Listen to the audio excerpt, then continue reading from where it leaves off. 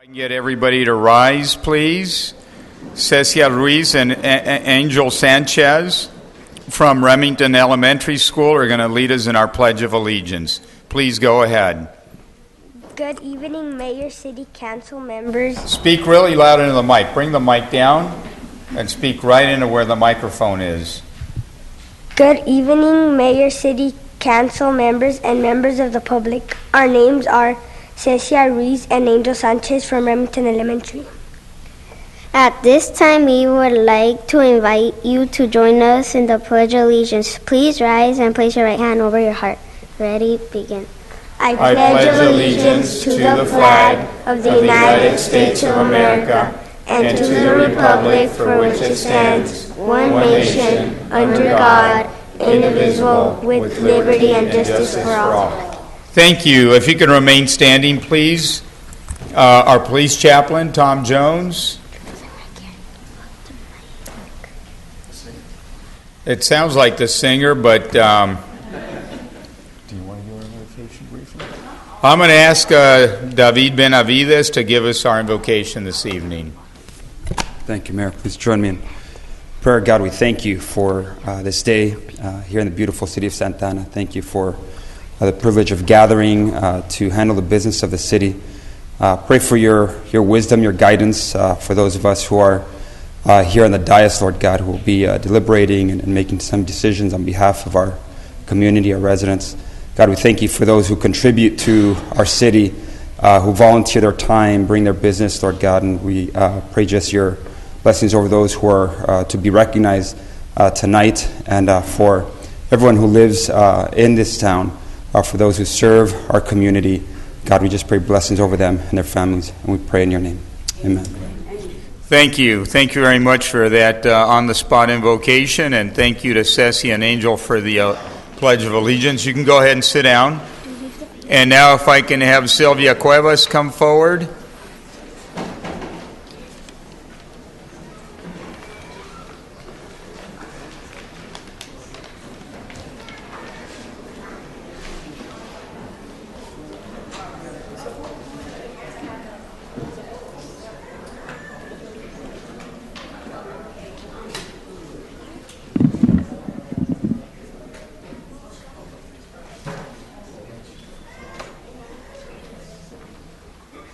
Standing to my right is Sylvia Cuevas. She was hired by the city back in 1990, so this is her 25-year recognition. In 2005, she was promoted to senior accounting assistant. In 2006, she was promoted to her current position, which is that of management analyst in the Parks and Recreation Community Services Department. In 1996, she completed the City of Santa Ana Management Program, and she received a BA in Business Administration in 2003 from my alma mater, Cal State Fullerton. And then in 2007, she was featured in a CNN Money Investment article. What was that about? A real estate investment. A real estate investment. I guess she does that on the side. Sylvia is a dedicated employee who arrives at 6:30 in the morning. Every morning? Every morning. Who else arrives? How do they know you're here at 6:30? All right, too many questions. She's a great team player, always willing to lend a hand. She also plays an important behind-the-scenes function. Here's an example. Processing agreements to ensure events can continue, such as the recent Cinco de Mayo event. Parks and Recs is very lucky to have her. She makes things work. She gets things done. She's also known by some here at City Hall, I didn't write any of this, Sylvia, as City's Cupid, because she is responsible for matchmaking many city employees that have resulted in marriages. And her marriages are above the county divorce rate. No, it doesn't say that, but they are, right? Right. I like to see people happy. She likes to see people happy. So if anybody is looking to get married, Sylvia is also very fond of turtles. What does that have to do with Cupid? I don't know, but she likes them. She has several turtle figurines around her office. Do you collect turtles? Yes. She collects turtles. She's also, I guess, you've done this for years. Yes. How many turtles do you have? I don't know. I try not to collect them anymore because there's too many. There's too many. She's now giving turtles away. But Sylvia's husband, Carlos, likes for her to give the turtles away. No, it doesn't say that. But apparently you enjoy a very active life. You have very long hikes with Carlos. You also ride bikes from Corona to the beach. I did that one time. Did that one time. Here it says plural. Have you ever ridden with Councilman Martinez? No. They should. Do it one time, and then we can put it on the speech here. Also, it says you have 3 grandchildren, Malia, Mary, and Kai. And also a daughter, Elizabeth, and a son, Charles. Are they here? Charles is in traffic. Charles is in traffic. He's stuck in traffic. Oh, well, who else is here? Elizabeth. Stand up. The whole family stand up. Turn around and you can do a selfie.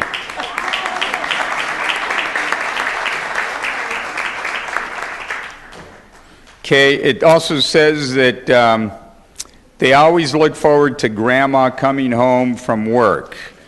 She always tries to bring them something when she gets home, a piece of fruit or a cookie, whether it's helping with her grandchildren doing work around the house, with her husband, or helping her mother with her medical care and housing.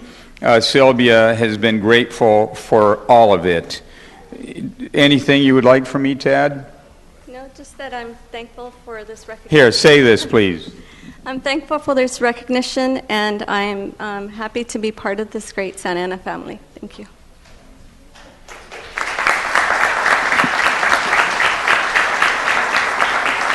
And it is my honor and privilege, Sylvia, to present this token of appreciation to you for 25 years of service. Thank you. Thank you, and keep up the great work. Thank you.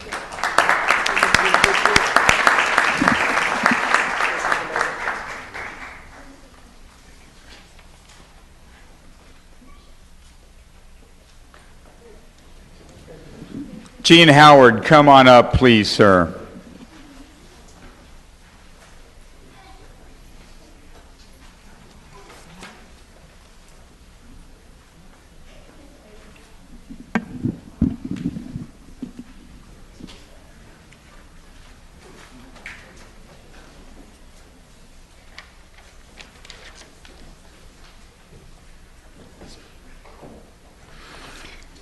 Standing to my right is just a wonderful human being that gives so much of himself all the time to make the difference in the lives of children. And so I want to give him the exceptional Mayor's Outstanding Citizen Award for his efforts. Let me just tell you a little bit about Gene Howard. He's been in a leadership position encompassing a wide number of organizations. He's had more than 900 staff working for him, and as small as 32.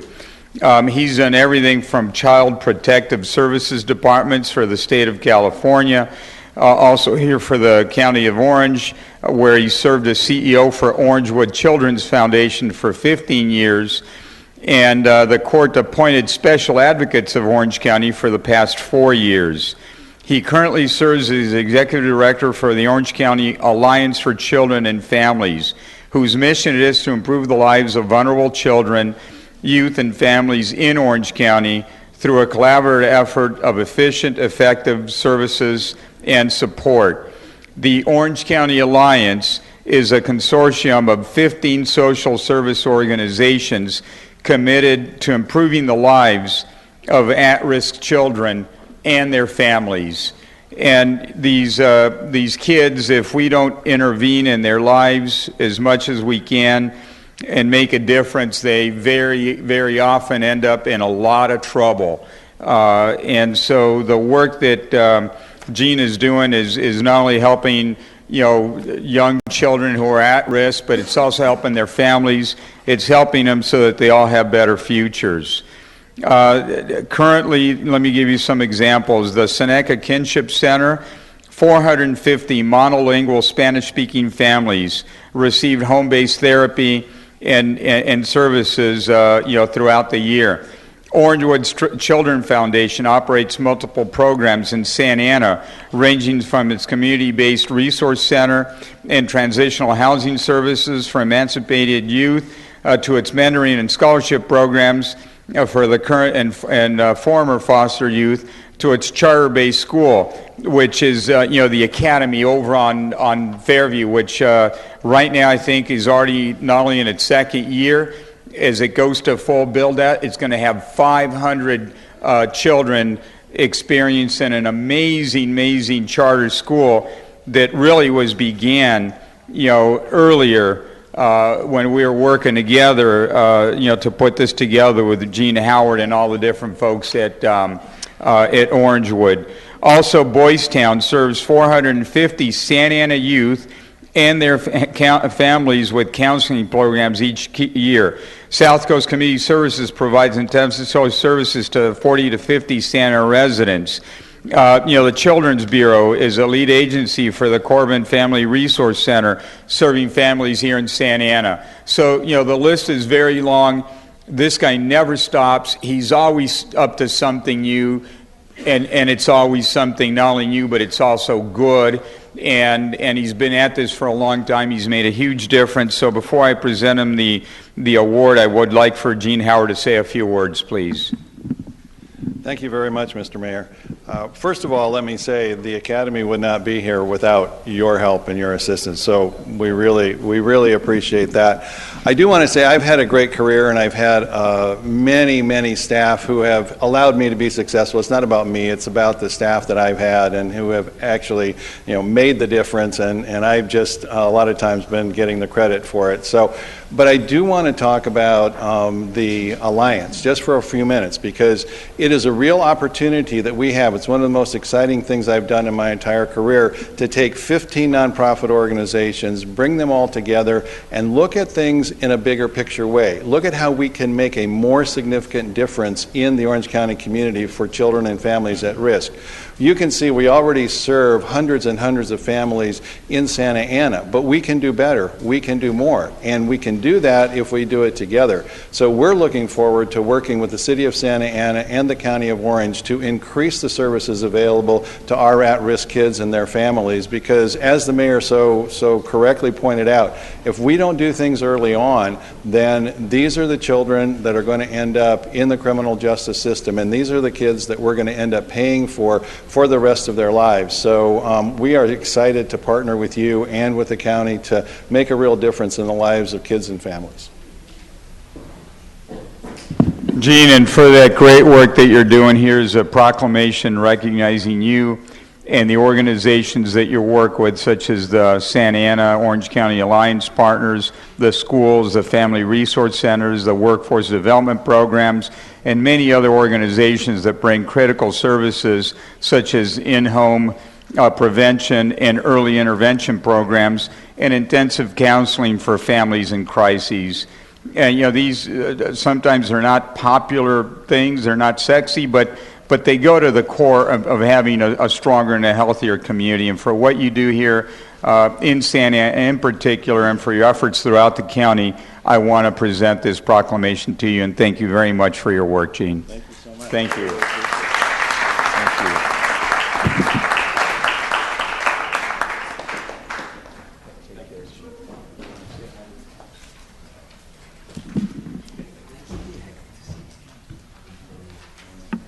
I now want to call upon Councilmember Michelle Martinez, and she has 3 presentations, and after that on deck we have Councilmember Roman Reyna, who has 20 presentations. No, I'm kidding, he's got 2. But here's Councilmember Martinez. The mayor's a comedian today. Wow, he's on one. He's been on one since closed session. It's been making us laugh. I think it's because he has I know his birthday either passed or it's coming up. January. I know Councilman Sarmiento's birthday's coming up. That's whose birthday's coming up. I wonder why he's acting silly. But with that being said, You know, and it is Cinco de Mayo, so happy Cinco de Mayo to all of you. But if I can please have, today I'll be recognizing National Bike Month with also Bike to School Day. So if I could please have the following folks come up here, folks representing OCTA, as well as Stacy Klein from Spurgeon School and the Santa Ana Active Streets Coalition. Oh, Charlie's here from OCTA. So as they come up, first off, you know, it is the month of May, and we are celebrating National Bike Month.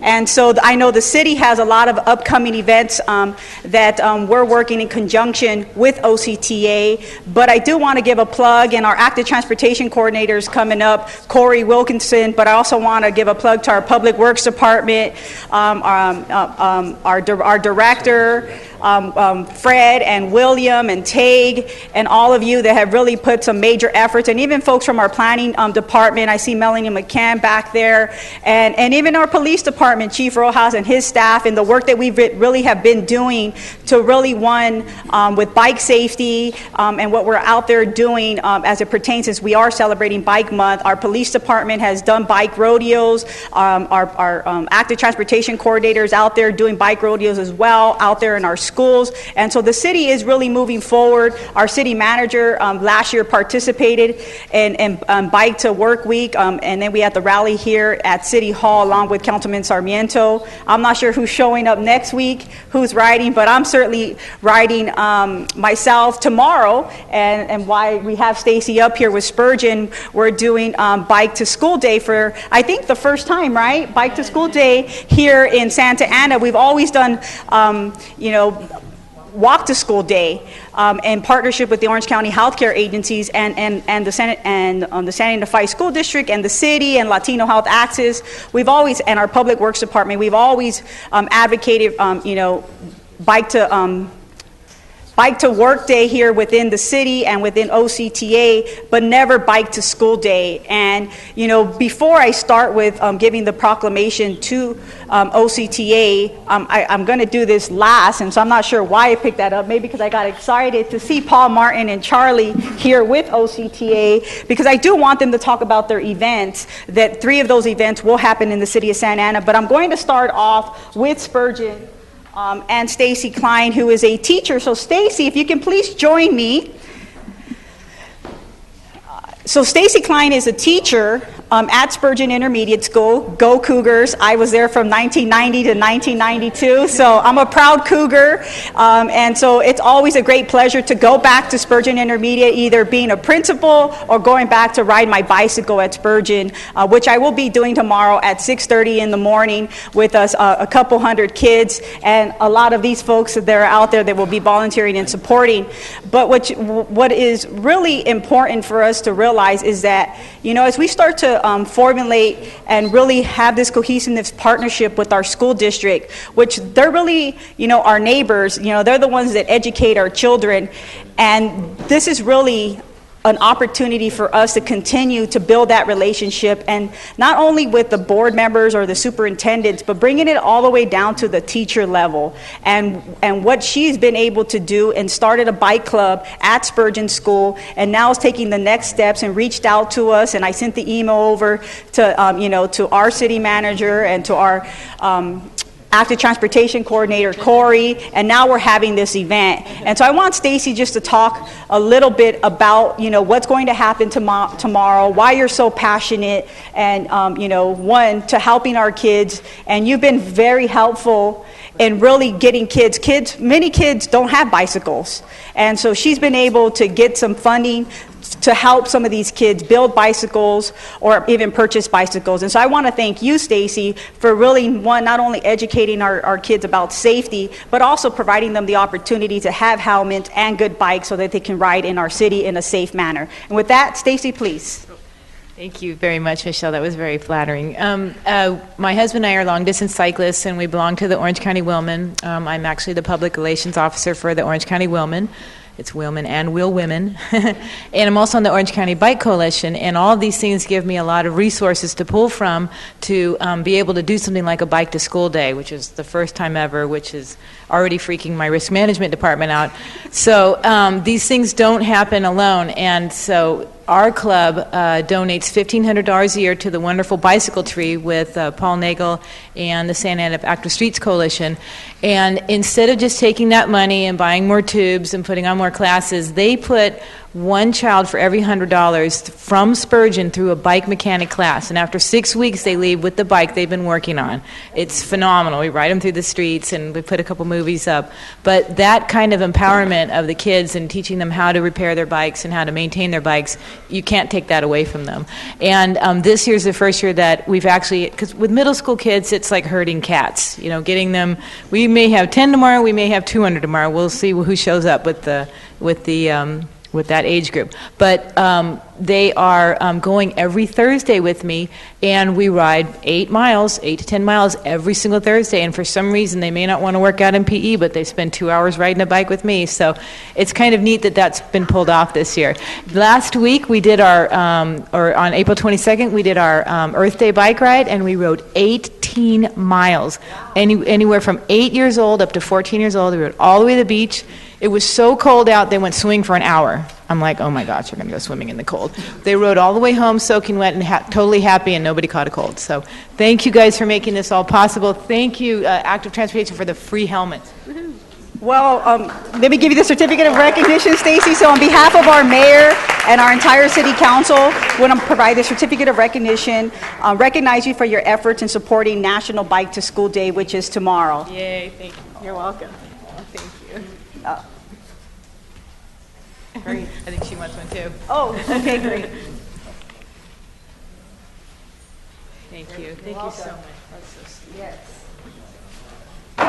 And next, and I'm not going to be able to say all the names just because of the interest of time, but I do want to bring up Alex. Is Alex here? Alex Green.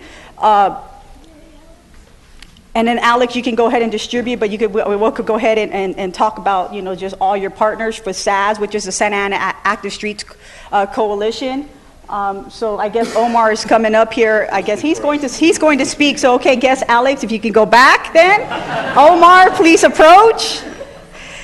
So it's great to have you here, Omar. And last year, if we do recall, if you participated in you know, the city's first bike to work event, and we had the rally here at City Hall, we raffled off 2 bicycles, and one of the recipients of that bicycle, really cool bike from Jack's Bicycles, was Omar. How is that bike doing? You still riding it? Yeah. Yeah. Oh, okay. Well, was it good? Well, was it good enough? Yeah. But anyhow, I wanted, you know, every year I've always recognized OCTA for doing, you know, Bike to Work and Bike to Month, because they are our regional transportation authority, and they've really been leading, you know, the efforts with doing these bike rallies and really getting other communities, and then finally really engaging the city of Santa Ana. But this time around, we have a lot of momentum going, not only with, you know, locally here, but regionally, and why I asked for OCTA to come again. But with here at the local level, we all know at the end of the day, if we don't have local advocates, you know, things are not going to get done. And so I truly want to, you know, thank the Santa Ana Active Streets Coalition for really engaging not only City Hall, but engaging the residents and the youth. And, you know, they're doing a tremendous amount of great things out there with their various partners. And so I'm not going to go into detail because that's what Omar is here for. So I'm going to give you a couple minutes, Omar, and then we'll go ahead and give you all the certificates so you can give to the partners. Omar? Thank you, Michelle. Well, just wanted to say thank you for, we really wanted to say as part of the Santa Active Streets Coalition, we really are happy to be working with the city of Santa Ana so profoundly. I really want to say thanks to Corey, because he's been awesome to work with, and we feel that the work that we've been doing the last couple of months or this last year has been really moving forward. Obviously, we also want to thank you to Michelle Martinez. She's been, and the entire city council as well, for being such supporters of active transportation. And also I wanted to give thanks or give recognition to some of our students. For example, Tony, Evelyn, and Ali, who have been working on this tirelessly for the last couple of years, the last year. But Tony, for example, has been working on this since, how many years, Tony? Like 3 or 4? About 3 or 4 years, so he's really a champion for active transportation. We're also really excited to continue working with the city in the next couple of months and the next couple of years with things such as SOMOs. We're really excited to work with Parks and Recs and everybody else who can make this wonderful event happen.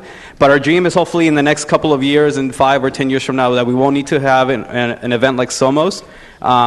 And for those of you who don't know, SOMOS is Sundays on Open Streets, Sundays on Main Open Streets, where the street gets closed for a couple of hours on Sunday, and cars are not there, and just people are able to bike and skate and walk and run on the street. But hopefully in a couple of years we won't need to do that, because the streets will be so welcoming of active transportation that we won't need to have these types of events anymore, and just everybody could enjoy an open street with nice and safe active transportation.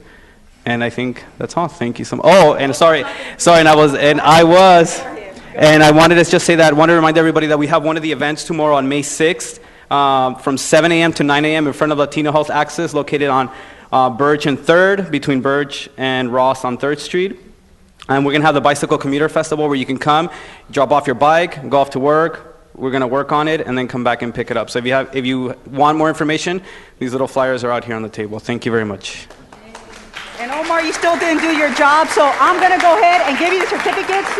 If you could please stand right here, and I'm just going to read the names, because I know not everyone is here, but just wanting to tell you that who's a part of the Santa Ana Active Streets Coalition, and the support that they have is with Helen Calvert. She's with the Orange County Healthcare Agency.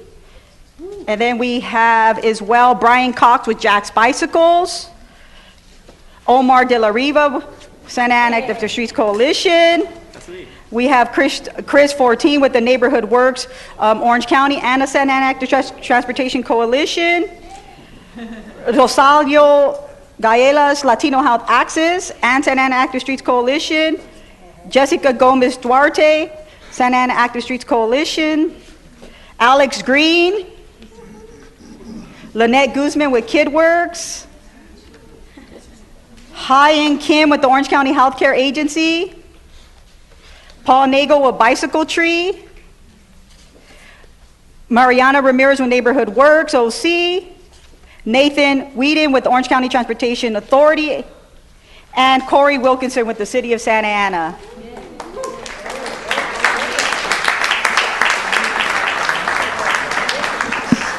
So now, if we could have Charlie and Paul please come up here. I'm not going to read all the whereases, but as you know, as we celebrate the month of May is National Bike Month, and again, it's promoting bicycling as a means of transportation and recreation.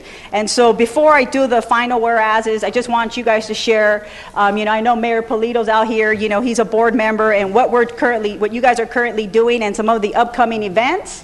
As well, and so how more folks can get involved and attend some of the events. So I'm not sure who's going first, Charlie or Paul. Yeah, go ahead. I guess I'll go first. First of all, I just wanted to thank you, Councilwoman, for the recognition tonight, and it's my pleasure to accept this proclamation on behalf of the Orange County Transportation Authority. At OCTA, we consider all modes of transportation for those who live and work within the county, and as the council member just mentioned, bicycling continues to grow at OCTA and reflects the growth, and we reflect that growth by promoting bicycle safety and awareness. As everybody knows, May is Bike Month, and although we're only 5 days into the month, Orange County residents have pledged to ride over 37,000 miles, which I'm told is once around the world. So this year our theme is Start the Chain Reaction, and we hope that Bike Month will encourage more people to ride their bikes both to work and to school. And tomorrow I'll be riding with my daughter on her bike train. So finally, I just wanted to thank the City of Santa Ana for this recognition. Together we can continue to improve bicycling in this great city and throughout the county, and not just for the month, but all year round.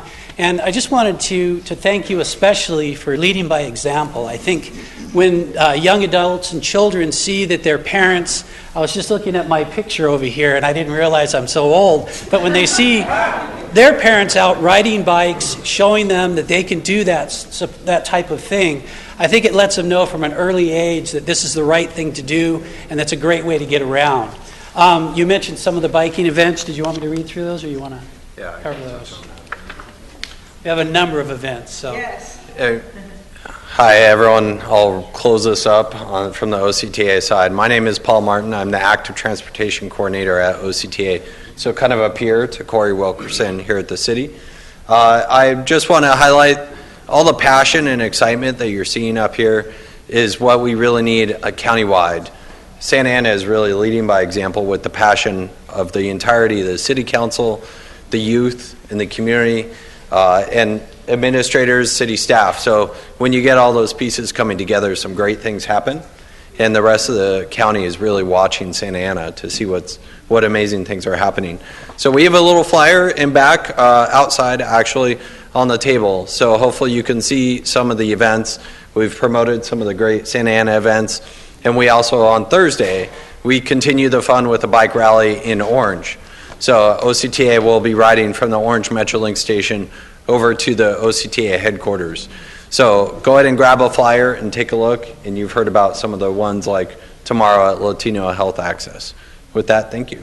Great. And next week we have blessing of the bikes for the residents that are listening at home. Can you please talk about blessing of the bikes? So the Blessing of the Bikes event, following up on last year's event as well, is similar to the one we have on Thursday, but in this case it would be at the Metrolink station here in Santa Ana. So Monday morning, about 7 a.m., meet up there, and there's going to be a father there to give a blessing of everyone's bikes, and then we get to ride over here to the Civic Center with a nice escort coming down and make a big group event. We'll see if Omar can win another bike. Yeah, well, great. So, I'm just going to say, whereas OCTA is committed to active transportation and has taken the lead in studies and identifying major bicycle corridors, each of the 5 county supervisor districts that will help create connected bicycle networks suitable for riders of all ages and ability. Now, therefore, we, the mayor and the city council of Santa Ana, hereby proclaim May 11th through 16th as National Bike to Work Week and encourage all citizens to support National Bike to Work Week by riding their bikes to work from May 11th through May 16th. And with that being said, thank you guys. And I just want to say that I just did, I already, put my miles in for the week. I did 50 miles. I did Rosarito to Ensenada. So I started off on May 1st doing 50 miles to my commitment to continuing to cycle. And I did that in 4 hours. And so, it's something of a passion of mine. I just don't, I practice what I preach. And, people say, well, why would you do 50 miles? That's not fun. Certainly it's not fun.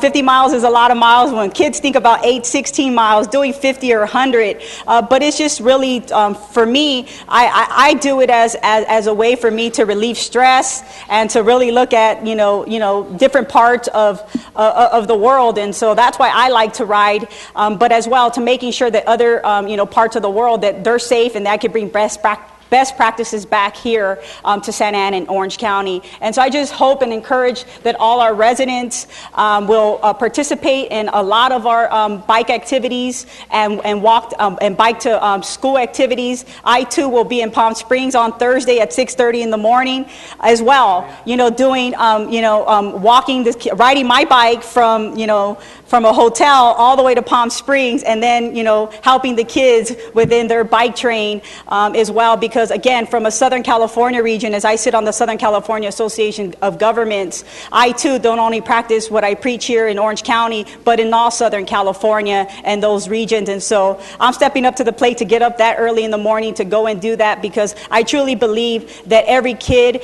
every resident should be able to ride their bike or walk in a safe manner, just like people drive in a safe manner. And with that being said, thank you.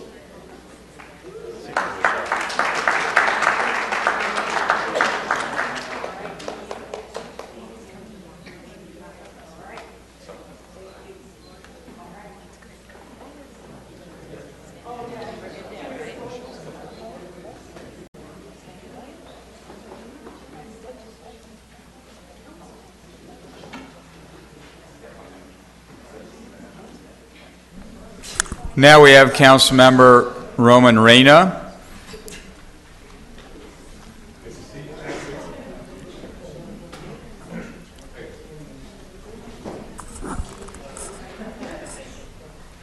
Thank you. At this point, I'm going to ask all the volunteers that helped out for the Santa Ana Youth Summit to come on up. And as they're coming on up,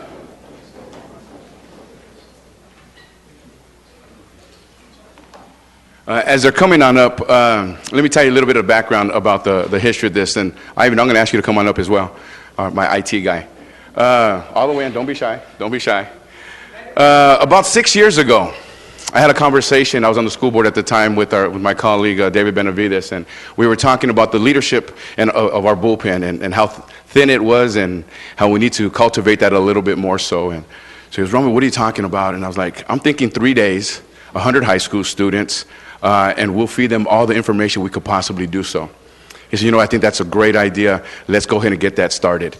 6 weeks later, we were up and running. Neither one of us could stop smiling because our program and project came to fruition. And we've been doing this every 6 months ever since that one day. And we're unable to do this on our own. You could just imagine the support mechanisms that you need to run an activity like this. You have 100 high school students, 13 hours on a Saturday to keep them engaged and entertained. And it takes a very unique and special group to do so.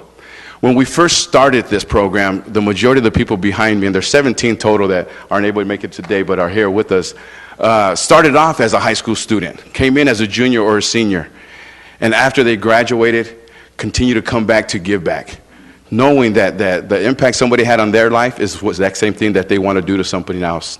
I think this speaks clearly about their character, their strength, their passion, and their dedication to servitude of Santa Ana and to young people. So the fact that we were able to post this for the last 6 years is in no short part to their contribution. So please join me in giving them a round of applause.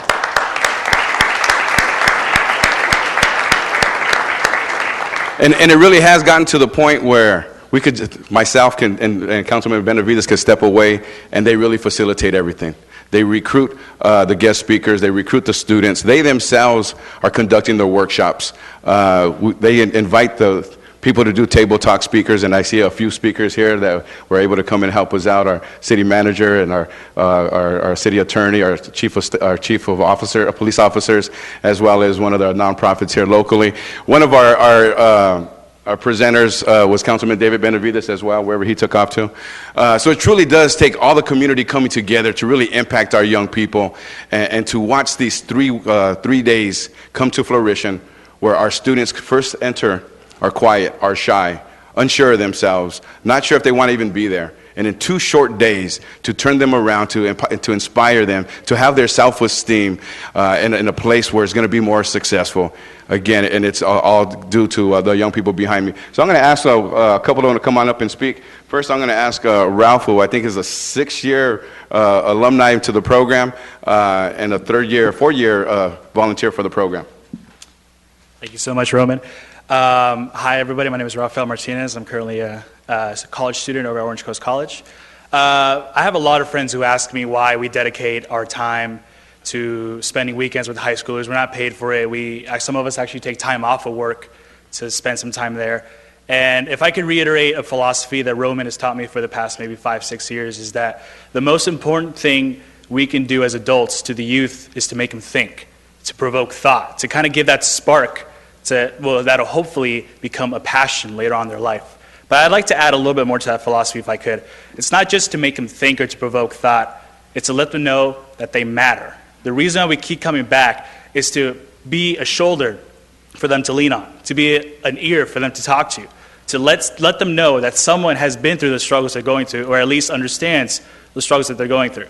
So Roman's philosophy is the most important thing we can do as an adult is to make them think. But I would like to extend that to all of us and say the most important thing we can do as adults, educators, parents, mothers, fathers, older brothers, older sisters, is not only to make them think, but to let the youth know that we care, that we're there for them, and that they matter to us.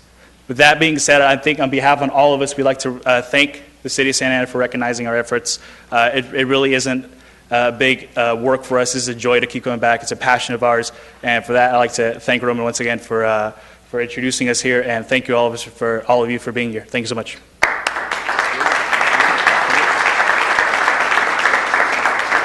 I'm going to go ahead and invite one more speaker with us. Definitely takes the lead on facilitating the majority of the programs. Very happy to pass on with the baton to him and looking forward for great things to come out of him. Actually, one of our commissioners as well, Brian Leal. Good evening, everyone. My name is Brian Leal. I'm the commissioner for the City of Santa Ana Parks and Recreation.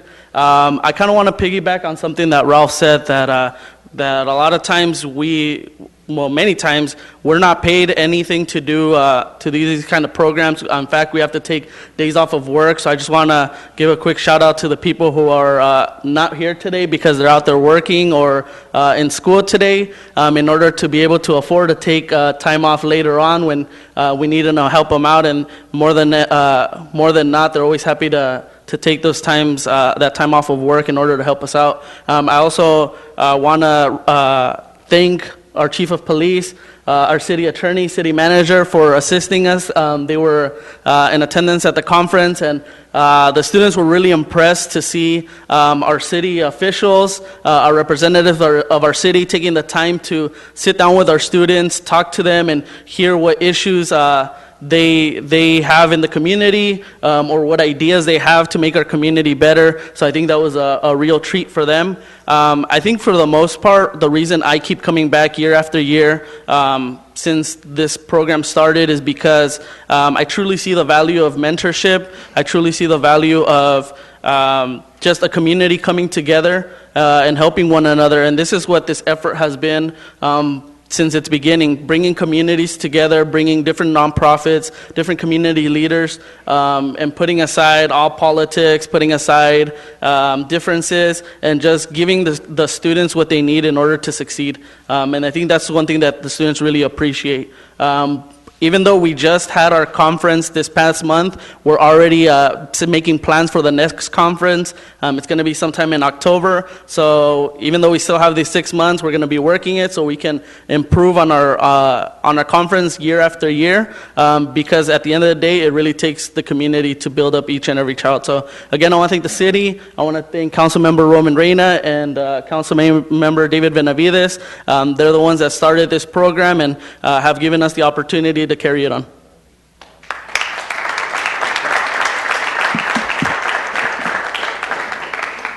To me, this is what really creates a strong foundation in our community. And to see so many young college students willing to take time off of work, which means money out of their pocket, to dedicate time and energy to a next generation. Our future looks fantastic in the next generation of hands right here in front of us. Let's give them one more round of applause. Thank you so very much.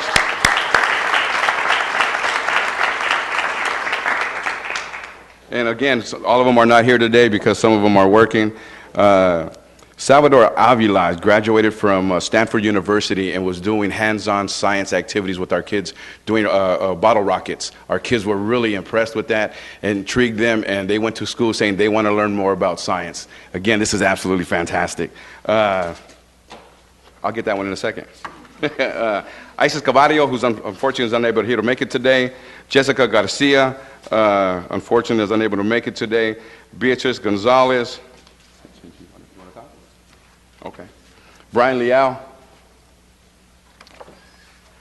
Angelica Lepi. Rafael Martinez. Miguel Pineda. Christopher Reyes. Karen Rodriguez. Lizette Sanchez. Demetrio Santos. Erika Torreblanca. Jonathan Villanuevas. Who's going to be one. Manuel Villanegra and David Barnes Martinez. And we wanted to make sure that I mentioned all of them. Unfortunately, they couldn't be here today, and I think they do deserve the recognition for their time and energy, and that's why I took the time to say all of their names.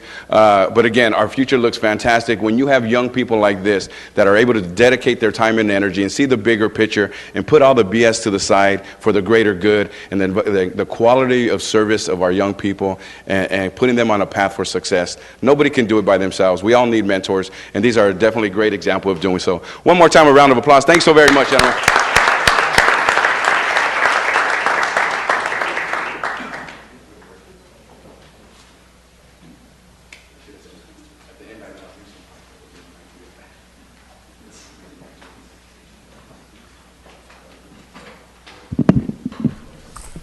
I'm now going to turn our attention towards the consent calendar. And prior to doing that, just I don't believe we have any, but for the record, Ms. City Attorney, do we have anything to report out this evening? Mayor, members of the council, and the public, we had several closed session items, but we do not have any reportable action. Thank you. So with that, let's get into the consent calendar. Are there? Mayor? Yes, I have two Councilor items, Martinez. just their comment. I support them, but I just have comment. Just pull them for now. What are they? 22A and 25B. Any other items by council members? I'll move the balance. Before we do that, though, let me just take one item because we do have a member of the audience that wishes to speak. So let me just take it out of order. But Allison Crosby, you want to speak, I believe, on 25E. Let me take that, and then we'll go back to the balance. Are you here? Please come on down, and you have 2 minutes. When the light goes yellow, it's really gone red. So yellow is the new red. Wonderful. Please Thank go you, ahead. everybody. Pull up the mic and go ahead. Thank you. Hi, members of City Council. Thank you so much for letting me speak this evening. My name is Allison Crosby, and I work on behalf of the poor and marginalized within Santa Ana, but in conjunction with the Illumination Foundation. I just wanted to express our immense gratitude tonight for your consideration of CDBG funds for our Ross Street project that's going to be supporting crisis intervention and prevention support for at-risk families and youth. Primarily those that have struggled with housing stability and accessing basic needs. So on behalf of our team at Illumination and the community that we're serving within the Willard neighborhood and also the Santa Ana City community at large, thank you so much for your consideration and again our immense gratitude. Thank you. Thank you. So that was 25E. What I'm going to do is let's just fold it into the main motion because I don't think there's any reason to take a separate action. So Mayor Pro Tem, I would entertain a motion. Mr. Mayor, I think yes. I need to recuse myself. When did I take that back? I'm not sure. Why don't you, which item? Well, doing the CDBG, so I know I had to recuse myself for the CDBG original one. I'm going to defer to City Attorney, but I believe unless you have a conflict with those two, Sonia, or is it greater than that? Better to be cautious than sorry, so it's okay to ask. So with that, we have motion and second. Those in favor, please say aye. Aye. Aye. Those opposed, motion carries. 22A, Councilor Martinez, please. Thank you, Mayor. Just very quickly on 22A, which is the amendment for the 6 leased vehicles. I'm just wanting to make sure we're going to be giving some additional vehicles because of the medical marijuana. Some of our planning department needs some of those vehicles. But I wanted, because it didn't say the funds it was specifically coming out of. I just want to make sure that we are continuing to recover our costs through, the fees that we collected from, the medical marijuana, and we would continue to do so, that it is coming out of that fund, or is it coming out of a different fund? It's coming from the fund, the Measure BB monies. Okay, great, thank you. I just wanted to be, to clarify. Is that a motion? That's a motion. Second. Those in favor, please say aye. Aye. Aye. Those opposed, motion carries. 25B, Councilor Martinez. Thank you, Mayor. And this is just for comment. I definitely support, and as I may mention to our city manager yesterday when we spoke, and I just wanted to put it on the record here, as we move forward with the consultant, wanting to make sure, yes, they're communicating with staff and the Arts and Culture Commission, but wanting to make sure that the consultants also meet with the city council, and that we could give our perspective as well and how we want this master plan drafted for us. And so I just wanted to state that for the record, and I support this item and move it forward. Do we have a second? Second.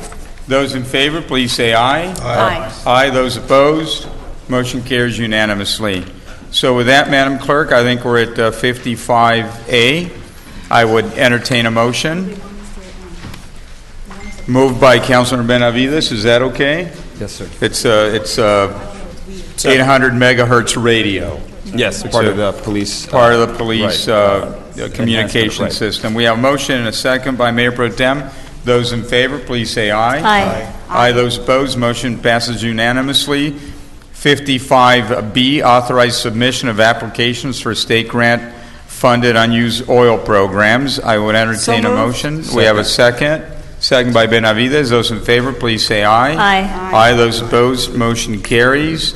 65A, reestablishing the Little Saigon Business District Monument. I'd like to call on Mayor Pro Tem. Thank you, Mr. Mayor, and I want to just take a few moments for us to mention that this has been a monument that we've had in the city since '03, I believe, is when the council originally adopted the motion to approve. And I believe in '08 there was an accident. The monument got destroyed. There's been some efforts to try to rebuild it in the past. Unfortunately, they haven't been successful. So it's it's now a very good moment because we can talk about not only the rebuilding of it, but now the redesign as well. And I know I see my commissioner here and also the ambassador to the Little Saigon community. And Ken, why don't you come up to the podium if you don't mind as we talk about this. But I wanted to just pause for a moment just because I think it's important that we recognize that this is a very significant, it's not just repairing a simple monument sign. This is one that is very, very special because it's the gateway into Little Saigon, and Santa Ana was really the birthplace of Little Saigon about 40 years ago now. These monuments symbolize the roots that the Vietnamese community has here in our city, in our county, and we share that with two other cities in the area, with Garden Grove and with Westminster. So I wanted to thank Ken for his effort on behalf of the Little Saigon Foundation, because the rebuild of this monument sign is not going to cost the taxpayers a cent. This is money that they've raised through sponsors, through work, and through their efforts, because they see this as a real symbol of the cultural diversity that we have here in the city and the contributions that the Vietnamese American community has made here. And it's just a great thing, because I know when it was first introduced, there was some resistance, there was some controversy and sensitivity, and I think the good thing now is we're beyond that. Now we can celebrate something rather than think that this is something bad. This is actually something very positive, and I'm glad that our community, our city has moved beyond that. So I want to thank you for your leadership. I want to thank my colleagues on the council as well. I also want to thank our commissioners, and I know that when Commissioner Sean Mill, I believe, was helpful in bringing this back to us. But I think the foundation was really pivotal in actually making sure that this happened, because when the accident happened, we talked about what we were going to do, and I think the foundation since that moment said, look, let's just raise the funds for it and make sure that we get this done. So under your leadership, Ken, you're now the president of the foundation, and so we want to thank you on behalf of all the residents, not just our Vietnamese, or 40,000 approximately Vietnamese American residents here in the city, but everybody that lives here, that you do all this great work on behalf of the foundation and the residents of Santa Ana. So thank you for that. Thank you. Are there more comments? Council member, let's go with Mayor Martinez. I don't want you to go anywhere, Mr. Ken Wynn. I'd like you to come on up, because we want to hear from you. He's going to say something nice. Yeah. Come back, Ken. No, but first and foremost, thank you so much for your leadership and for meeting with the right people to make this come to fruition. I too want to thank my planning commissioner. I think he did a great job, and it was very forward thinking on his part and that's institutional memory, and that's what I love about my commissioner, is he's been here for a long time and been involved for a long time to know that we need to fix this issue here that we had. And as Council Member or Mayor Pro Tem Sarmiento stated, it is the gateway to Little Saigon, and so we are very proud today, and we're very thankful of our city manager and our staff for helping all this come together, and it really was a team effort. I want to thank you for that. On behalf of the Vietnamese American community in Santa Ana specifically and Little Saigon, we express a sincere appreciation to support from Mayor and Council Member Santa Ana, and also this is to emphasize the commitment of the support from City of Santa Ana to the Vietnamese American community in Santa Ana as well as in Little Saigon, and also to emphasize that the Little Saigon will start from Santa Ana in 1978. So that's what the facility is on today. We move a little west of Santa Ana a little bit, but still the starting route is from Santa Ana. So thank you so much for your value support. Thank you. Councilor Michelle Martinez, please. Thank you, Mayor. And again, I'm not going to repeat everything that both my colleagues just said, but just want to thank you, Ken, and for your leadership. But as we're moving with this item forward, it takes always more than one, and your foundation and many others throughout the years that really have been involved in making sure that this comes to fruition. And certainly, as you mentioned earlier, that there were difficult times when we were talking about this monument, and as you probably recall, my colleagues recall, a couple of weeks we were having a discussion about a sign and naming 4th Street Calle Cuatro. And as we look here at Little Saigon and the fight that you guys have had and wanting to make sure that we identify the culture of the Vietnamese community and its history, it is rooted here. It started here in Orange County in Santa Ana. Right. And so as we move forward, we need to continue to embrace other cultures like the Latino community in Santa Ana. And so it's with great pleasure for me to support this here tonight, because it tells our community that we are supportive of diverse communities and the history and the culture that has been here for a very long time. So again, I thank the Vietnamese community for all your efforts and what you continue to do in our city, and we look forward to working with you and hopefully unveiling the new monument fairly soon. Thank you. Definitely, we're looking forward to it. Also, we would like to make sure the monument also in honor of all the mayor council of Santa Ana when we built. Thank you for that. Councilor Benavides, please. Thank you, Mayor. Just want to also acknowledge the difference in the new day that we're seeing here today. Ken, you'll recall when this was first before the council years ago, prior to most of us being here on the council, but I remember observing some very heated conversations and comments, very controversial, and I know Councilman, at the time, Councilman Mike Garcia, it was within his district, and he took some quite a bit of criticism and some hits around that, and so I'm proud of our community, that we've as a community have come a long way, and that we here are not seeing any type of challenge, controversy that the council, I expect that as unanimously with strong conviction is very proud to support this recognition of this monument.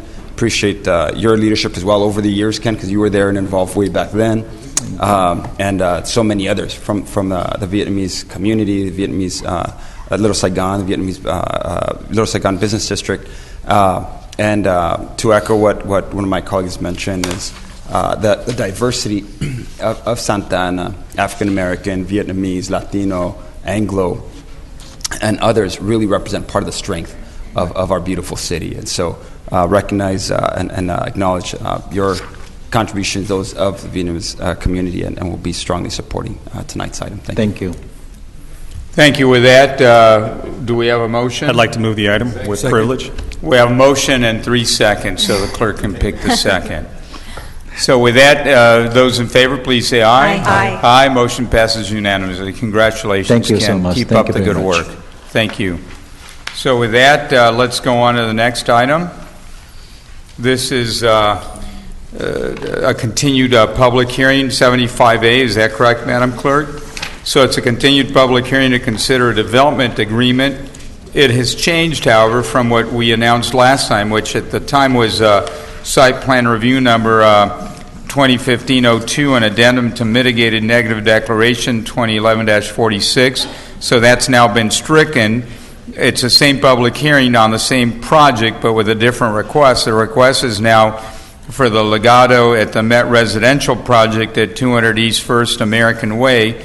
Legato Companies, applicants, Strategic Plans 3, 5, and 4 Planning and Building Agency. So it's basically the original project is amended by the City Council. And nonetheless, I think we're about to take it up. So if we have a brief staff presentation, would the council like to see that? Brief? All right. Very brief. And then after that, we'll see if we have anybody wishing to address us. Then we'll bring it before us. Good evening, Mr. Mayor, City Council. I'll do my best to keep this brief. The request before you is by Legato Companies to assign a development agreement to a new developer with Legato Companies. The project site is 200 East First American Way, and the project is known as Legato at the Met. A little brief history right now of the project site. This project was approved back in 2012, and a couple of the key components of this project was that it had over 270 units, but more importantly, 0.8 of an acre was set aside for future high-rise development. Late last year, the developer submitted a revised project that increased the number of units by about 6. But most importantly, it eliminated that high-rise component, and they spread the entire project over the entire site. That project went before the City Planning Commission on March 23rd, where they recommended approval of that. Prior to the project going before this body on April 21st, the applicant asked for a continuance to reconsider the project and the merits of it. They've come back to the city and have decided that they want to go ahead and move forward with the project that was approved back in 2012, which was the project that included the set aside the 0.8 of an acre for a future high-rise project. So the packet that you were distributed this afternoon essentially reflects that request, which is simply an assignment to the development agreement and no other changes to the project. And again, as part of the development agreement before, no other terms are proposed to be changed for that development agreement. It's purely just an assignment from Vineyard Development over to Legato Companies. One of the reasons why this clause is in the development agreement is we want to be sure that the developer has experience and ability to develop the project. Looking at Legato Companies doing the research, they have over 50 years of development experience. They have developed well over 15,000 units, as well as over 500,000 square feet of retail space. They've got several projects in the pipeline right now, and currently some in Redondo Beach, Culver City, Los Angeles, and they've got actually 2 in Santa Ana. They got the one here before you, which is the Met, and they've also got the 301 at the City Place, which is nearing permit issuance and almost ready for construction. Here's a quick site location, the project site there in the middle there, at the intersection of MacArthur Boulevard and MacArthur Place. It's in the it's in the MacArthur Place development. Hutton Center to the south, and what you have there is a variety of high-rise residential, some high-rise office, as well as hotels and commercial that's surrounded all 4 sides. And First American Title is directly to the east. For a reference here, here's the site layout that was finally approved by the council in 2012. And as you can see there's the units there in the darker colors, and then that over 0.8 of an acre, which is there to the right-hand side of the project. And that's still part of this proposal before you this evening. And here's just a rendering to kind of refresh your memory what was approved back in 2012. This is looking at the project. This is a northeast view from MacArthur Place and MacArthur Boulevard. And then in the upper right-hand corner, it's looking southeast from First American Title, First American Way, and MacArthur Place. And then in the bottom left is a view of the project from the courtyard. So that's kind of to help refresh what the project was approved about 3 years ago. And with that, staff's recommendation is that the development agreement be assigned to Legato Companies. That concludes my presentation. I can answer any questions that you may have. Please just be available. We may have some questions here Yes, in a little bit.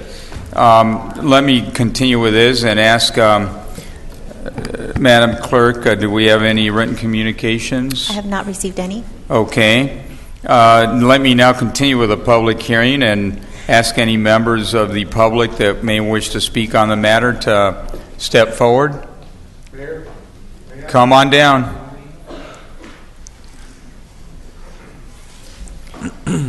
You probably didn't fill out a form, correct? But I filled one out 2 weeks ago, if you recall. You did. It was So can we continue his form? Continue the form, please. If not, we can have you do another one. Go ahead. Yes, thank you, Mayor Polito, council members, city attorney, Chief Rojas. I don't see him. The chief MIA. Oh, that's the thing. Where's the emblem of MIA, KIA in the Vietnamese community when they were celebrating the Black Friday. Exactly. Anyway. What I wanted to suggest here is we heard so much about economics. What I want to hear is environmental friendly, okay? You know, Mayor, that's part of my, repertoire, my calling as a Native American, not an Indian. Indians are from India, and they'll tell you that. There's 1.5 billion Indians over there. So they say they're the real Indian. I say, well, I'm the real American. Amen. True. Amen. And so anyway, what I'm suggesting here is we see something that is environmental friendly, carbon emissions, reduced carbon in the buildings, maybe going green on the roofs or solar, things like this. that is pertinent to our environment, because now I have a grandson. I want to, I don't want him to start fighting global warming 30 years from now. We got to do it now, Mayor, as you know. This is in my heart. And so what I'm suggesting here is if they can put up images of how they're going to build this. Is it environmental friendly? Cut the carbon emissions? We all have to cut our carbon footprint, as you know. Thank you. Thank you very much. Thank you. I know the applicant is here, and I won't ask him to come up at this time. Just be available in case we have questions, or unless you want to come up and speak. Go ahead.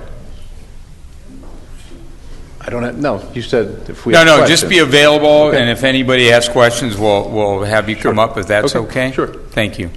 Anybody else wish to address us at this time? If not, I will close the hearing officially, and we'll bring it back to council for question or comment.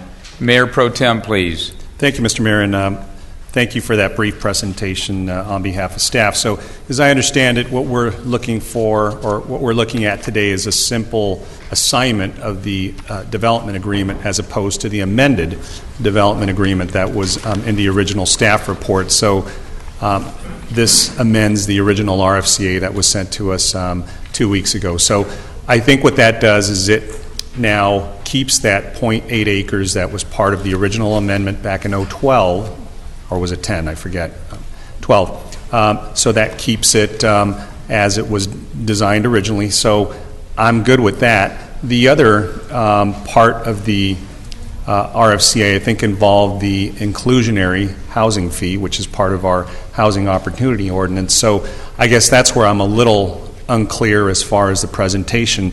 Does it keep it static at what it was when it was adopted in 2012, or are we looking to apply the housing opportunity ordinance? Because if we are going to do the latter, look, I think we're not even clear what that ordinance does. The formula is very chaotic. I know I've spoken to staff and I've spoken to the city manager. We're hoping that we go back and amend that ordinance just because it doesn't provide the clarity I think that we need. So as a result of that, my suggestion would be that we affix an amount up here. I think the original amount in 2012 was $3,000 per unit. That's correct. I believe that the most recent adoption by this council for a inclusionary housing fee was approximately $5,000 for the 1901 First Lion project. So somewhere in that neighborhood. I just don't want to be onerous on the applicant, while at the same time I think that we're trying to make strides towards being more equivalent to other communities when it comes to these fees, but at the same time the ordinance as drafted right now is just very unclear, and I'd hate to subject the applicant to something that I don't believe is very predictable for them. Right. Our proposal before you this evening is to not change that term of the development agreement. Since it's purely an assignment only and no change to the project, we're requesting that we maintain that same $3,000 per unit fee. If they were to come in and request any changes to the project, then we have the ability to open it up and take a look at what appropriate fee for that. And that's consistent with what we've done with other projects. The Lion project I was mentioned on 1901 East First Street, that where they actually changed the project, that was 2 high-rise buildings. They went down to a 5-story building.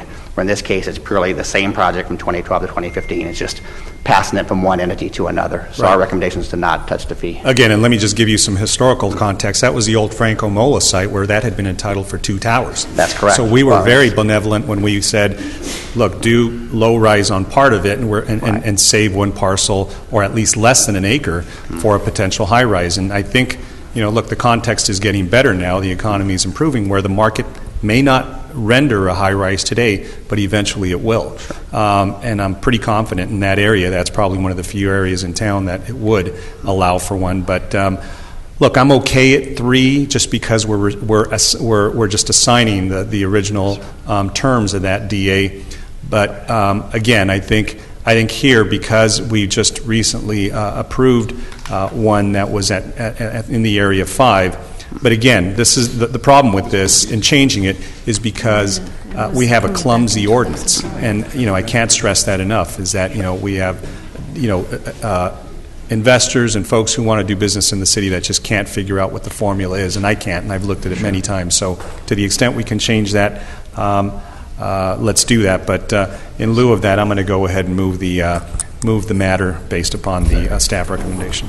Okay, we have a motion, a second. Do we have additional comment or question by council members? Questions? I'm supporting it. All right. As is. So I just have one question. I just, for the record, and maybe this is more of the city attorney, but I remember that meeting and that night. It was a long meeting, a lot of discussion, a lot of negotiations. We even adjourned the meeting at one point. And part of what we decided was that the project couldn't be sold or it couldn't be assigned, it couldn't change. Obviously, we have the prerogative to change our mind, but the fact that we're doing that, does that in any way impact the original entitlement as it relates to Mayor Pro Tem's question about, is this, given that agreement, is this changing anything? Well, if you recall, and I do vividly recall, because that was actually my very first day with the city, that first council meeting when this item was addressed, and it was quite a challenge to arrive right on the spot and talk about that. But as you may recall, 3 years ago, the item that was before you was not the original development agreement. It itself was an amendment to an original project. So what happened was when this item came forward with a request to further amend to reflect a change in the site plan, that's the reason that the staff recommendation was you can't have your cake and eat it too. You can't have a third amendment, grandfather in all the goodies that you got from the first agreement and the second agreement. Really, if we don't get the benefit of what we bargained for, we are very customer friendly, we want to work with our developers, but if we're not getting the benefit that we bargained for, then we can't give you the benefit that you had in the original agreement.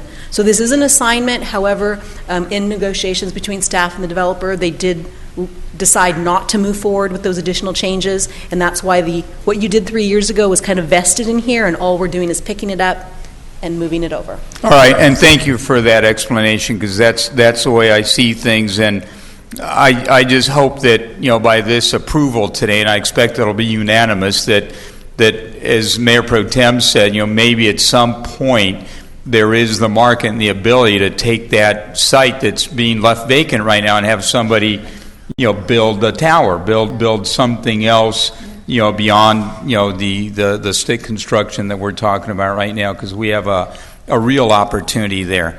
But I also want to thank the applicant, because I think by making this decision, we have that opportunity. There's going to be some housing, but there's still, that land that's available.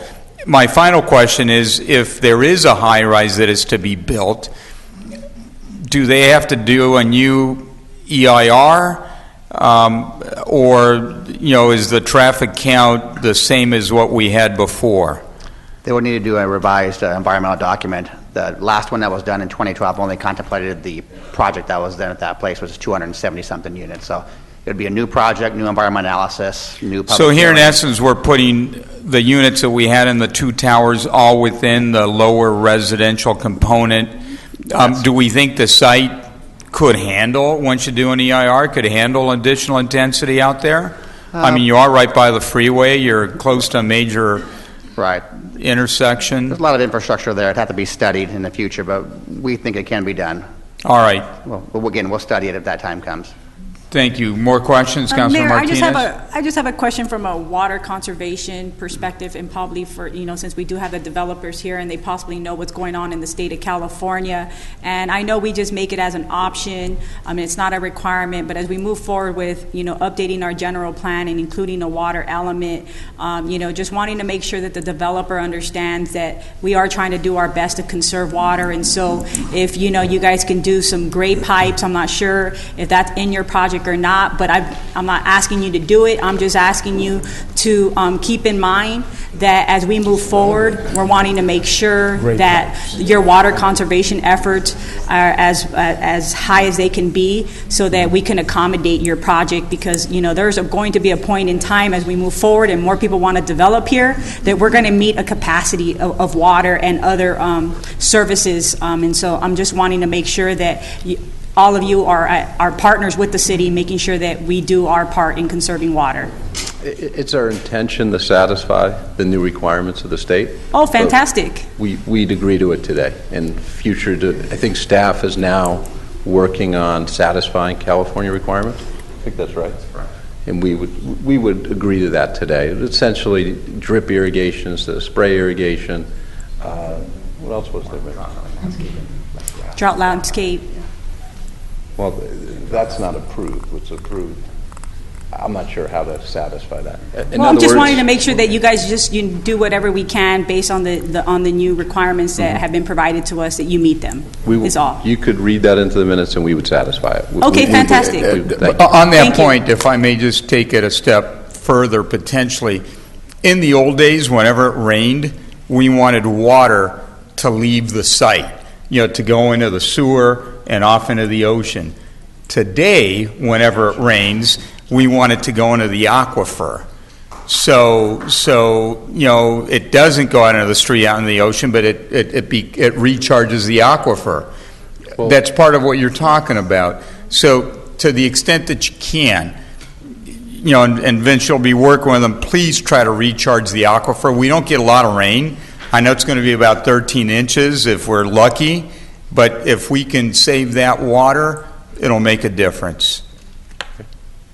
Was that a question? It was a request. It was a request to. Well, but Mayor, I believe it was in 2010 the city adopted stormwater new policies. The city requires it now anyway. It doesn't go into the sewer system. All of it. I want all of it to stay on site. You have to address flooding and other things. Sure. It's already required under the city ordinance. And you'll meet it here. Yeah, of course. Thank you. Yes. Good to go. Anything further? No. Maybe.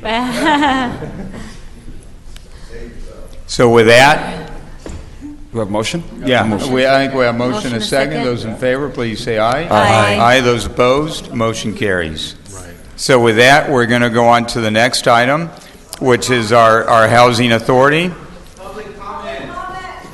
We have them right here. You'll be called in like 5 minutes or less. Housing authority. Do you want to? I know. But we did a couple of the others. I'll do it fast. All right, let's just get through the housing authority real quick. Can I have a motion on the consent calendar for the housing authority? So moved. Those in Second. favor, please say aye. Aye. Those opposed, motion carries. I'd like to have a motion for items 3 and 4 for the housing authority. So moved. Second. Those in favor, please say aye. Aye. Those opposed, motion carries unanimously. I'm now going to adjourn that and call on Jose Hernandez, followed by Teresa Dang, please. And after that, followed by Karina Paredes.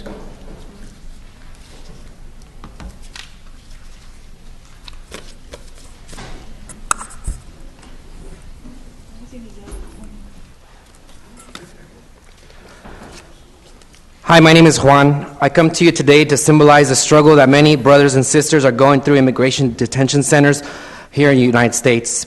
Because it's easy to ignore the speeches up here, but when you look at me, I want you to think of the 34,000 people, men, women, LGBTQ folks, and children that are locked up right now. Because Congress mandated for ICE to hold per day immigration detention centers at a cost of $2.2 billion per year. I'm not their voice, for they have a voice. I'm just one voice that represents countless voices who are ignored or can't be heard because they are locked up, deported, or have passed away. Let's start with the facts. Jailing our immigrant community has become a lucrative business all over the country. In recent years, the U.S. has vastly expanded federal prosecution and imprisonment of people charged with immigration violations at unprecedented rates, and local governments are gobbling up federal money to lock up our community members. The city of Santa Ana balances its budgets on the pain and suffering of our communities. Migration is a basic human right. Our past financial blunder has become our current fiscal nightmare. We pay $7 million a year for what we still owe to that building, for that jail. So what is happening is that instead of using that money to invest in much-needed programs for our youth, fixing streets, community centers, and other important necessities, all that money goes to jails that we no longer need. In the last 10 years, the U.S. has deported more people than in the previous 100 years. According to ICE, there were 350,000 removals in 2014.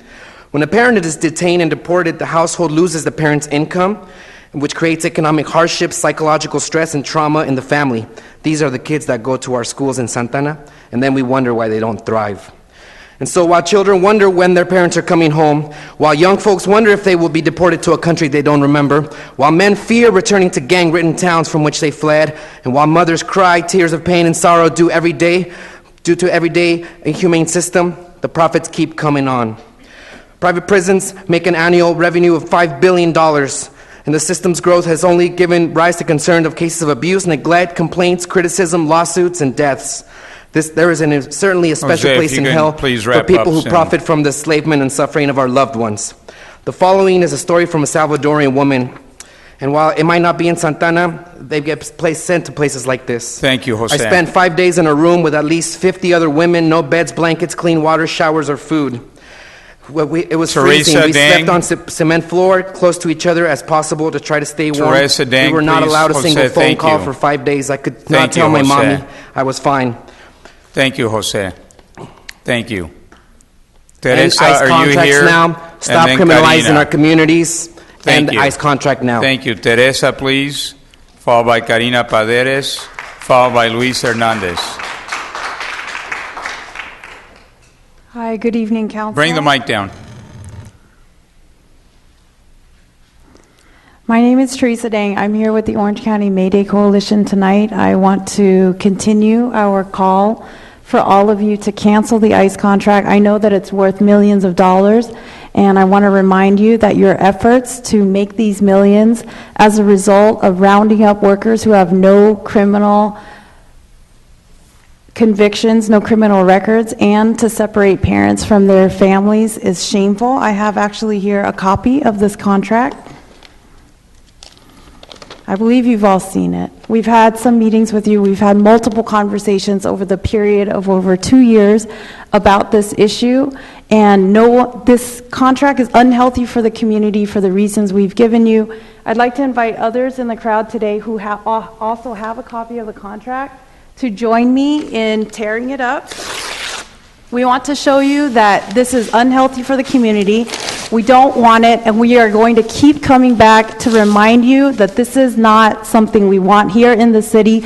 We challenge you to find your millions of dollars in revenue. Mr. City Manager, we've had multiple conversations. You're an intelligent person. And for you to find these millions in revenue elsewhere in some other manner that does not involve the exploitation of workers or the separation of families. Thank you for your time. Thank you, Karina, followed by Luis Hernandez.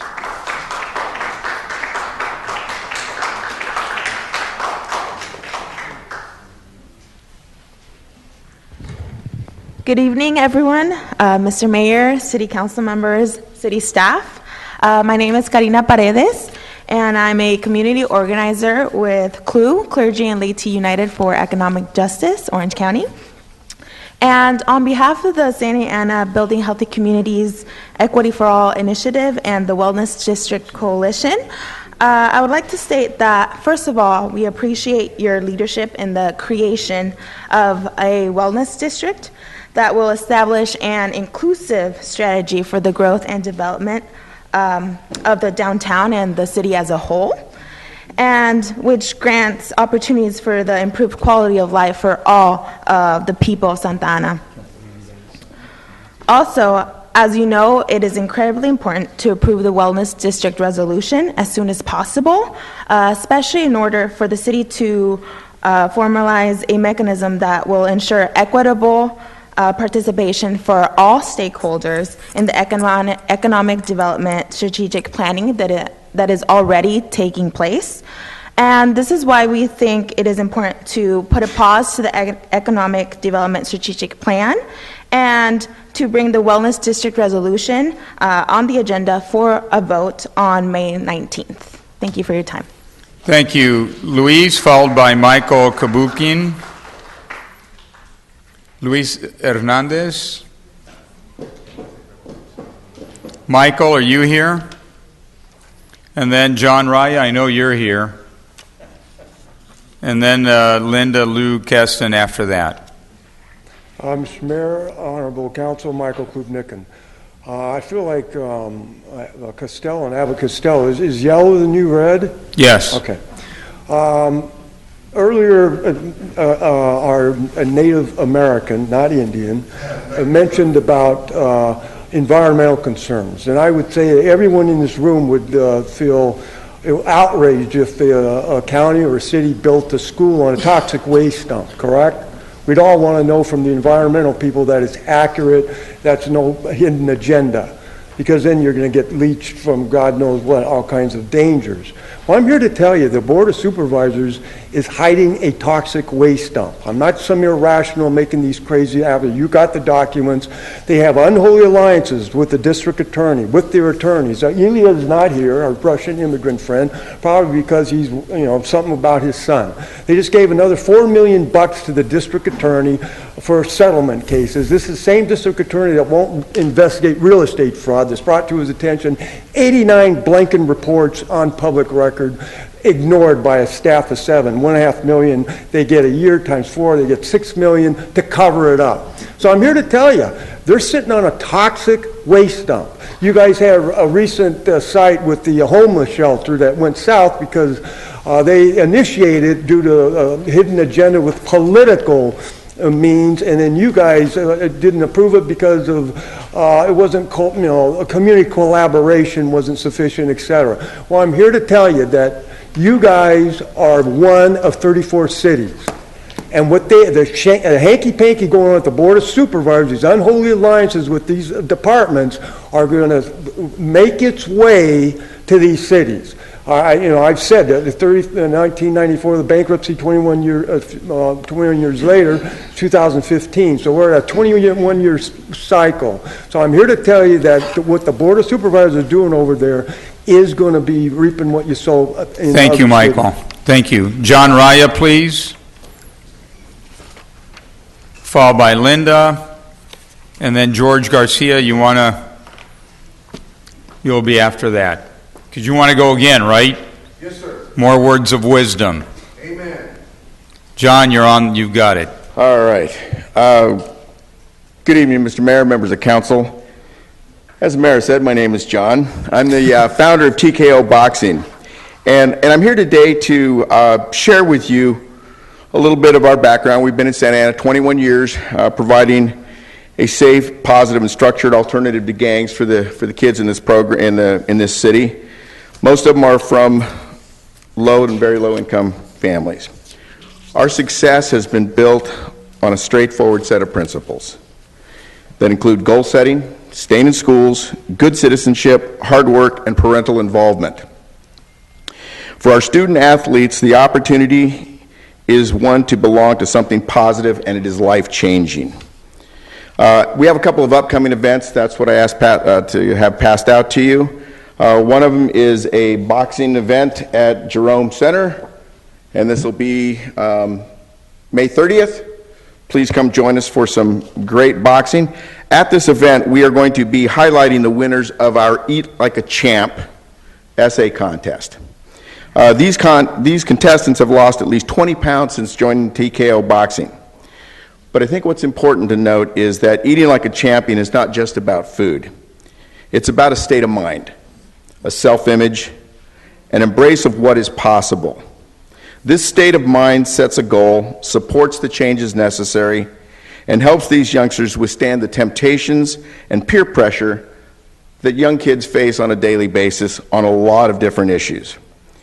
Eating like a champion is part of thinking like a champion, leading like a champion, and changing your life and the lives of those around you. In this essay, one of the things that they shared with us was how this change in their eating habits impacted their families. We hear a lot about the things and Latino healthcare access and the others, about obesity and the Latino family and our eating habits that are not always the best. And one of the things that is so impactful is that these kids are leading in their families. They're changing what the grocery store purchases look like, the types of meals that they prepare. And so it's been very impactful. And they came back to us and said, yeah, we now eat like this. And so, again, I would really like to have you come join us, and those of you within the sound of my voice, to come to this, because one of the things at TKO that we believe in is strong body, strong mind. So we'll see you May 30th. Thank you, John. Thank you for those comments. Can I have Linda Lou Kesson join us here at the podium, followed by George Garcia.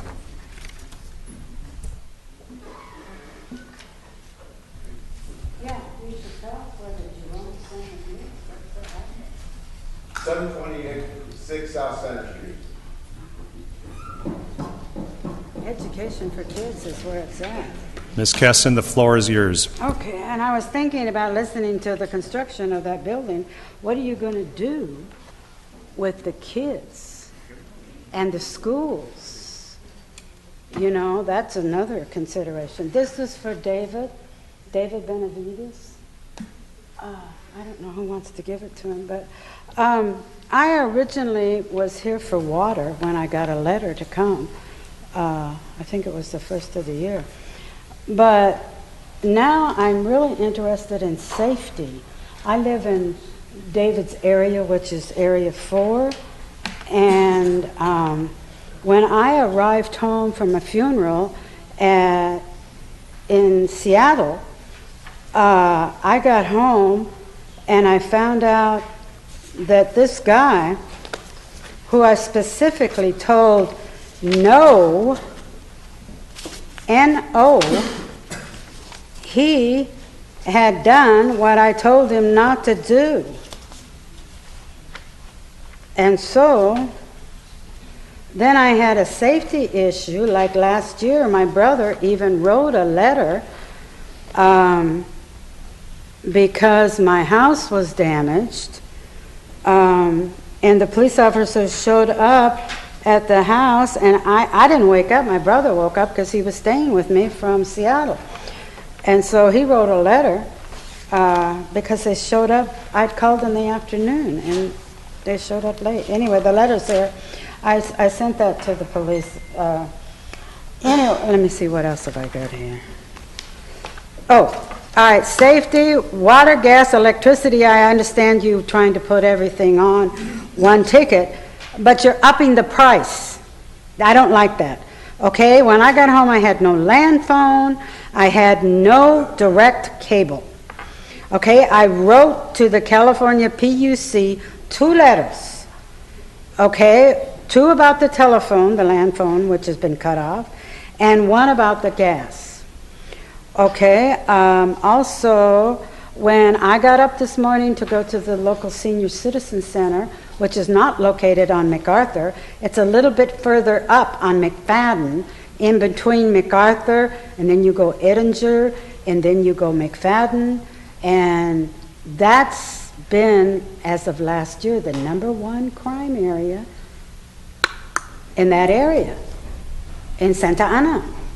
And so, I mean, we've had a few police cars over there, fortunately. But this morning when I drove to go to the Cinco de Mayo festival, which we had at the Senior Citizen Center, I went to get gas at the gas station, the local gas station. And it had been burglarized. I walked in to pay my money because I don't have 20/20 vision, as he knows. And I said, well, I can't push that under the window. And she says, you don't have to push it under the window.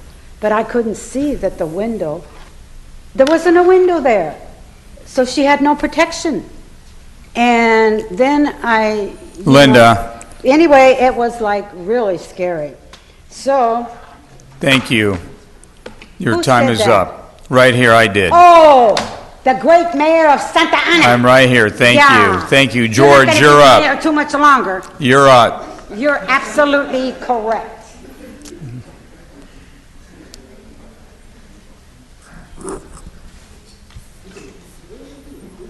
Hey, you're up, George. Thank you, Mayor Polito, council members, honored guests, police chief, city manager, and city attorney. I'm here to, because in May, of course, this is Cinco de Mayo. I'm not saying forget your roots. I mean, I got my bottle of whiskey here on my pocket. It's unopened, so it's good. I mean, Jack Daniels. Anyhow, if you would pass out the flags here. I want to direct your attention to May 8th is VE Day, which is Victory in Europe Day, 1945. May 10th, of course, Mother's Day, Fly the American Flag. May 16th, Armed Forces Day, Fly the American Flag. And of course, Memorial Day, May 25th. I have a flag here, a car flag for each one of you, including you, Mayor. I've given one to the chief, one to the city manager, and one to the city attorney. And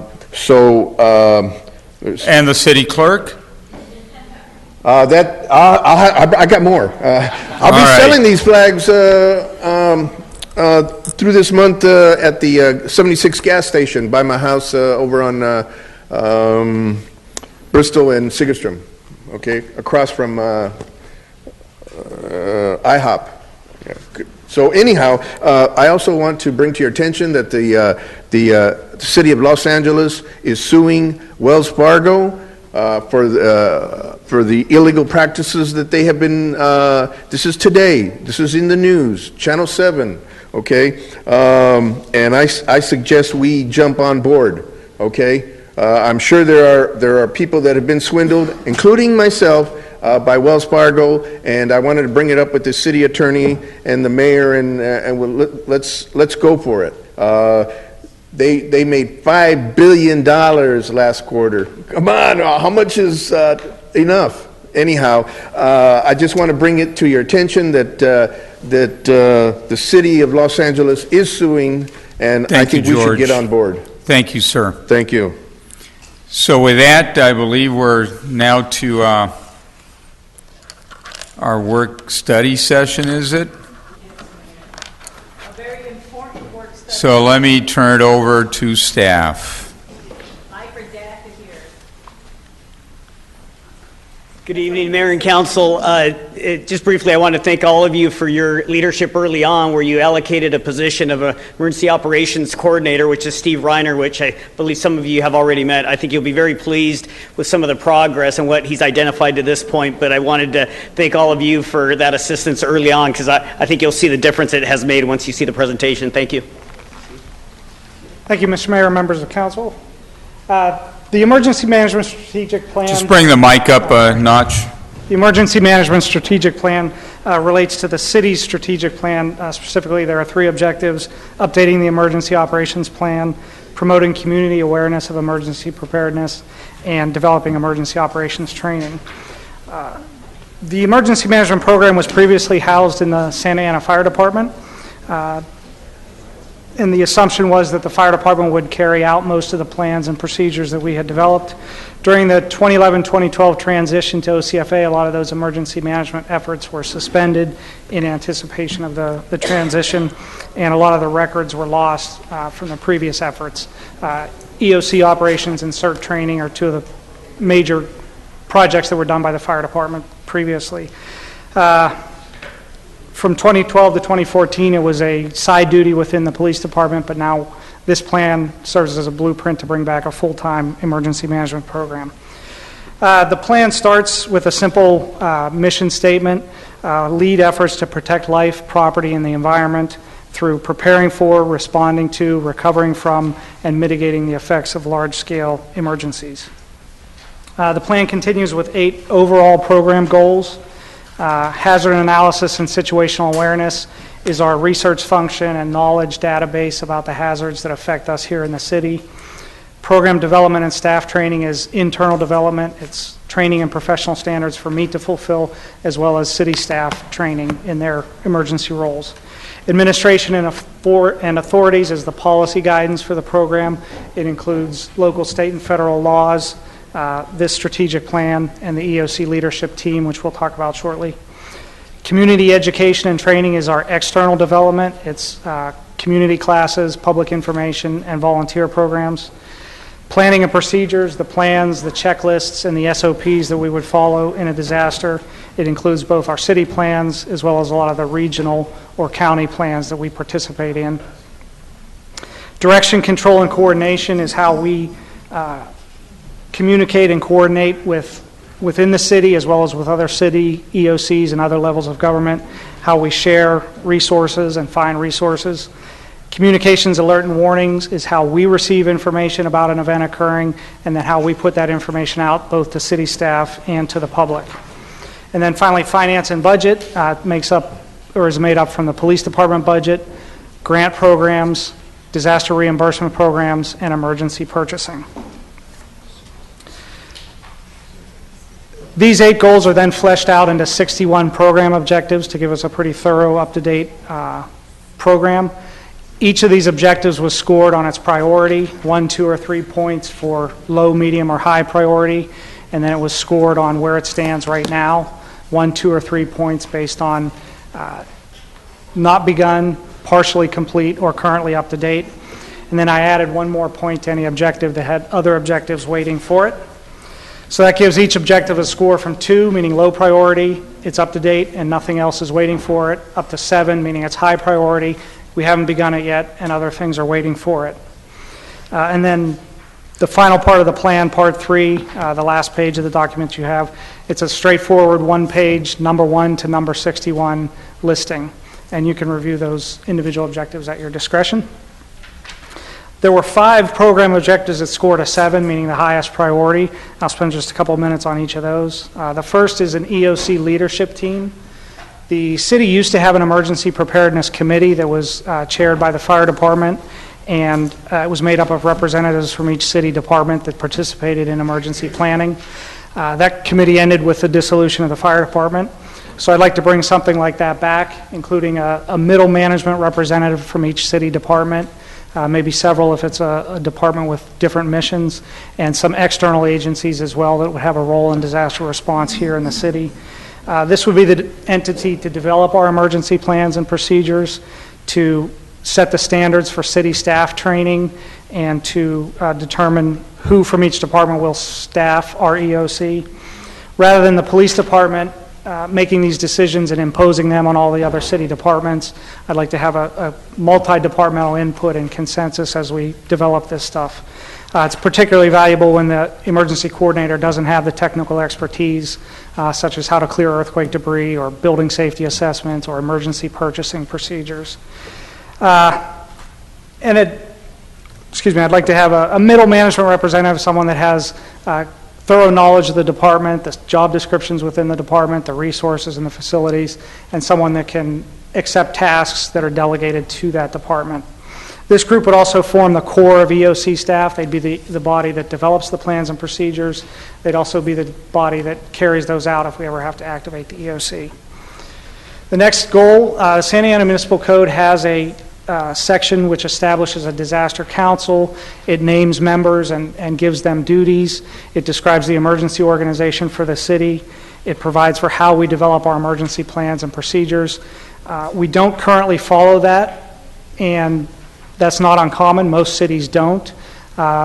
These provisions were developed a long time ago in the state model municipal code.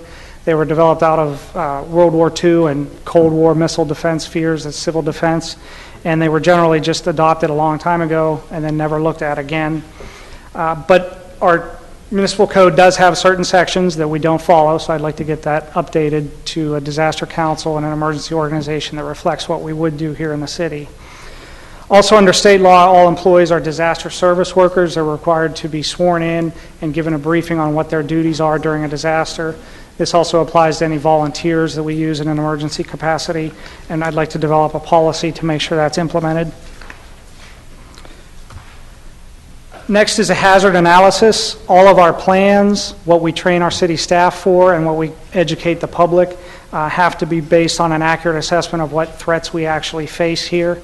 Speaking simply, we do want to prepare for earthquakes. We don't want to prepare for hurricanes. We want to make sure our efforts are directed in the right direction.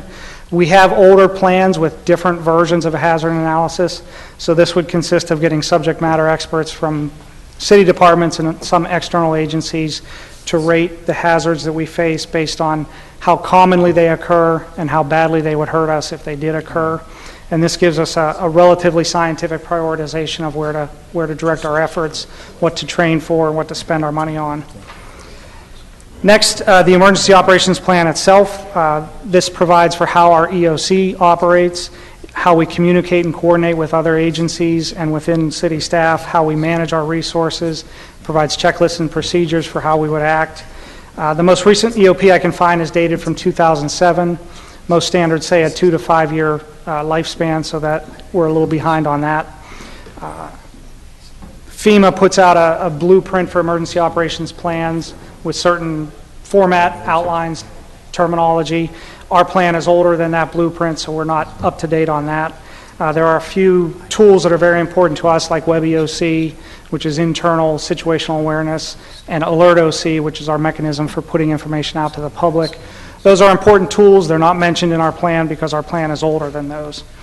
So updating the emergency operations plan is a high priority.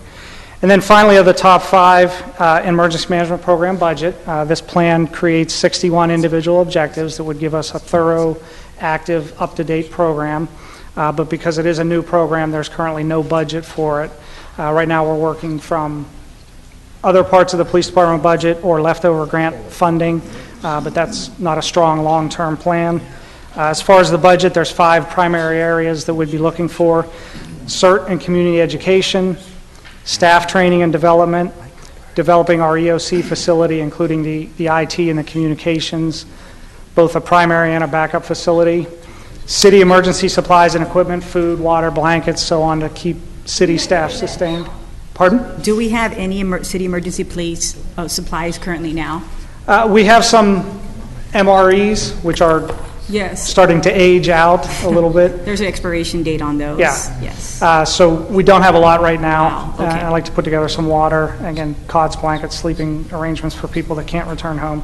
And then finally, the Centennial Park Training Center. This is our primary training center for both internal staff training as well as our community education, like the CERT programs. Excuse me, before you move on, can you tell me a little bit more about the CERT program? Well, the CERT program is a 20-hour program for disaster preparedness and family disaster plans. It teaches a number of skills like fire suppression, search and rescue for lightly trapped victims, medical care. We're going to start the next program actually in June, Tuesday and Thursday evenings in June. And this is for the citizens? Yes. It's training for residents. And Mr. City Manager, as a follow-up to one of the outreaches that we did in the community that we're specifically talking about this program, this is exactly what they were referring to, is it not? And so we're looking to put in $25,000 into this? That's what we're requesting. Potentially? I know that there's a lot of past members that have been certified that have been passionate and wanting to continue to this. Yes. Definitely hope that that's on your radar to contact those individuals. Terry McCall is definitely one of them that's been championing that. So I really appreciate we're moving in that direction. Thank you. Okay, thank you. So that was the final objective. To close, I want to reinforce the EOC leadership team, the importance of that. If you look at, say, the second and third and fourth objectives, as well as a lot of the lower ones that we haven't talked about, like city staff training, city exercises, all of these will be of higher quality if we have a multi-departmental input and consensus rather than just the police department imposing them on the other staff. It's another committee for people to attend, another monthly meeting, but I think it'll give us a better quality program in the end. Any questions? Thank you. Councilor Martinez, please. Thank you, Mayor. The first question, and probably what you want to know, and our chief wants to know, how are we going to pay for this? And to me, as we look at our budget this year, look, it's not if, it's when. And it's going it's going to happen here, and we need to be prepared. Us as policymakers need to make this our toppest priority, because it is going to happen one of these days, and we need to make sure that we have everything in place so that we can make sure that we save people's lives here in this community, and we have that responsibility to do so. $115,000 is a drop in the bucket. And I'm hoping that my colleagues will be supportive to put this in this year's budget, and hoping that our city manager, as he's going around and meeting with council members as we have our meetings, that you guys will inform him that this is a top priority so he can be in the budget this fiscal year. And it has to be institutionalized, and this is ongoing. So this is not just one-time monies. This is monies that have to be continued year after year. And so we just need to take that into account, and I'm fully supportive. I do have some other questions for him, and then Roman, you can go. I want to thank you, Steve, for your presentation. Very thorough and straight to the point. And I knew when I went to the FEMA certification program in Florida, when I came back and I started asking all these questions, and we transferred to OCFA, I knew that we were going to have a big gap. And so I'm very grateful that you are here now, and that we could take the next steps to making sure that we do have a plan in place, so that it's not if, it's when, and we'll be ready to go. But I did have some questions as we update our general plan, wanting to make sure, I know you have the hazard mitigation tied to this, wanting to make sure other elements, as we talked about water, and water will be at the top of the conversation from this point forward. It is the new oil here in California for all of us, no matter if it's in your home or it's here at the macro level here at City Hall, is wanting to make sure that we work with our water department, and at what point in time we do have an emergency, that whatever water supply that we do have, that we're tying it, and that we make sure that is going to be water that we can utilize if there is an emergency. That's one. The other thing that I wanted to discuss as well is that as we move forward, and you talked about mutual aid agreements, and I know that it's brief in your, and I just got this today, so I can't read it all. So, but just based on what I was reading, I was able just to highlight a couple of things, wanting to make sure that we do have that in place as well, and that it is documented in this plan, and hopefully is when I do read it. But also as well, the situations and the assumptions of certain emergencies that are going to happen. Just for example, just natural disasters or man-made disasters. One great example is we look at infrastructure and transportation. If you look at our roads and our bridges, they're grades D and F at the state level, where our engineers are rating those. Some of these bridges are in the city of Santa Ana where they're graded as an F. Eventually, one of these bridges that we have in our city are going to collapse. And what kind of a situation is that going to really cause us, wherever those bridges are? And so do we have we done an assessment of where some of those bridges are? I know there is a national website that was put together of all the bridges that are in total disrepair all over the country. And so these are kinds of things that, really that I worry about, because, just based on the disrepair of the infrastructure that we currently have here, not only here in Santa Ana, but in the region and statewide. But we're focused here on Santa Ana, but we do have some of those bridges. And then just lastly, wanting to make sure that this plan is tied, again, as I said earlier, to the general plan as our hazard mitigation. We all know that the safety element is way outdated. It is extremely old. It was updated as part of the housing element that was a state requirement, and they are looking at other amendments at the state level to deal with with emergency preparedness, and they're wanting to put this in there. I was just currently in Sacramento with the League of Cities. I sit on the board, and we were discussing one of the bills and how they're trying to make sure that they include emergency preparedness, and wanting to make sure that it's updated, and they want to put it into the housing element, because we all know that every 4 years the housing element part of the general plan is updated. And so there wasn't a lot of support for that. And so, but as we move forward here as a city, I'm wanting to make sure that this safety document that's tied to the general plan, that we're able to bring them together. And I know that, you're pretty much putting a lot of missing pieces together, and so I look forward to reading your plan. Those are the only points that I can give you now, but I do thank you for the matrix, because it's very helpful to it really highlights some really top priority items that we haven't taken care of. And so it's pretty scary, and when I look at this, and the majority of the items go from 7s to 4s, and there's only a couple 3s and 2s. And so I just think that we all need to review this plan as a council. I know we can't ask you all these questions, so we can't be here all night, but I will follow up after I read the plan. Thank you very much. Thank you. Thank you. Any more questions? Just last comment. Please, go ahead. And I definitely agree that this is a high priority, and this is exactly why I'm looking forward to our conference, to our retreat, so that we can prioritize it, because there's so many issues out there, there's so many challenges out there, they all can't be number one, and this body really needs to come together to really figure out what our game plan is going to be, where we're going to put some time, energy, and most important, some resources, because again, we can't create sustained change across the board, and we need a game plan. That's why I'm really looking forward to it. Thank you very much for being here. Okay. Thank you. Thank you. And with that, I think we're going to go to city manager comments. Thank you, Mayor. My first comment is we're not going to be able to fund all our top priorities. Just for the record, it's going to be a lot of money if we add it all up. So we'll do the best we can, and there'll be tough decisions that we make during the budget process. My second comment is we had a very successful Cinco de Mayo this weekend. We broke, I haven't been here that long, so I don't know what the other record is, but we did better than last year, which is progress. We increased our revenue by 18%, and we had about 150,000 people there, so we're very excited about the Cinco de Mayo.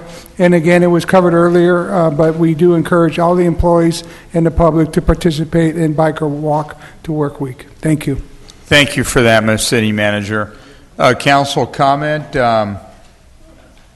Councilor Martinez, please. Just very briefly, I did attend the League of Cities board meeting, and there's so many topics that we discussed. One was water transportation, but some of the things that I just wanted to bring to the attention of the council and the residents. And I know, Mayor, you were recently in Sacramento with the governor about. And I'll have a report in a moment. Okay, you're going to report that, so I won't talk about the water conservation efforts and what he's moving, how he's moving very quickly as it pertains to penalties.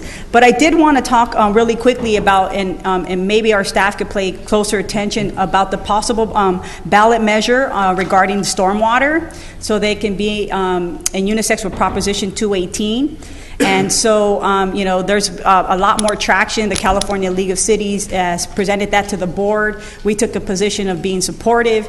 And so, I'm wanting to make sure that we keep track of that specific bill, because I really believe in the long run it will benefit us. And then the other, SB 8, which is really how to expand our sales tax. And that's a huge, big discussion. Not sure if it's going to go past through committee, but that is something that we're all talking about, how we're going to generate more revenues and more taxes. And so that's a big discussion that's happening at the state level. And then finally, the body cameras, and I saw Chief Rojas on the airplane on our way back for the second time, but that was another big discussion in Sacramento in committee, and we too discussed that at our league board. And so as we move forward, having to pay more close attention to all those bills, because there's several, and some of them are moving out of committee to move forward for the next level. And so the other thing that I wanted to make mention as well is we move forward with affordable housing, and economic development. There are a lot of bills out there that I would like for us to pay attention to. I know Councilman Sarmiento and myself sit on the legislative committee. We have an upcoming meeting. We haven't met in quite some time, and we haven't provided our legislative platform to the mayor and council so that we know what can we support and go out there and really advocate for. I know many council members do sign their own letters of what they want to support, but we really need to bring that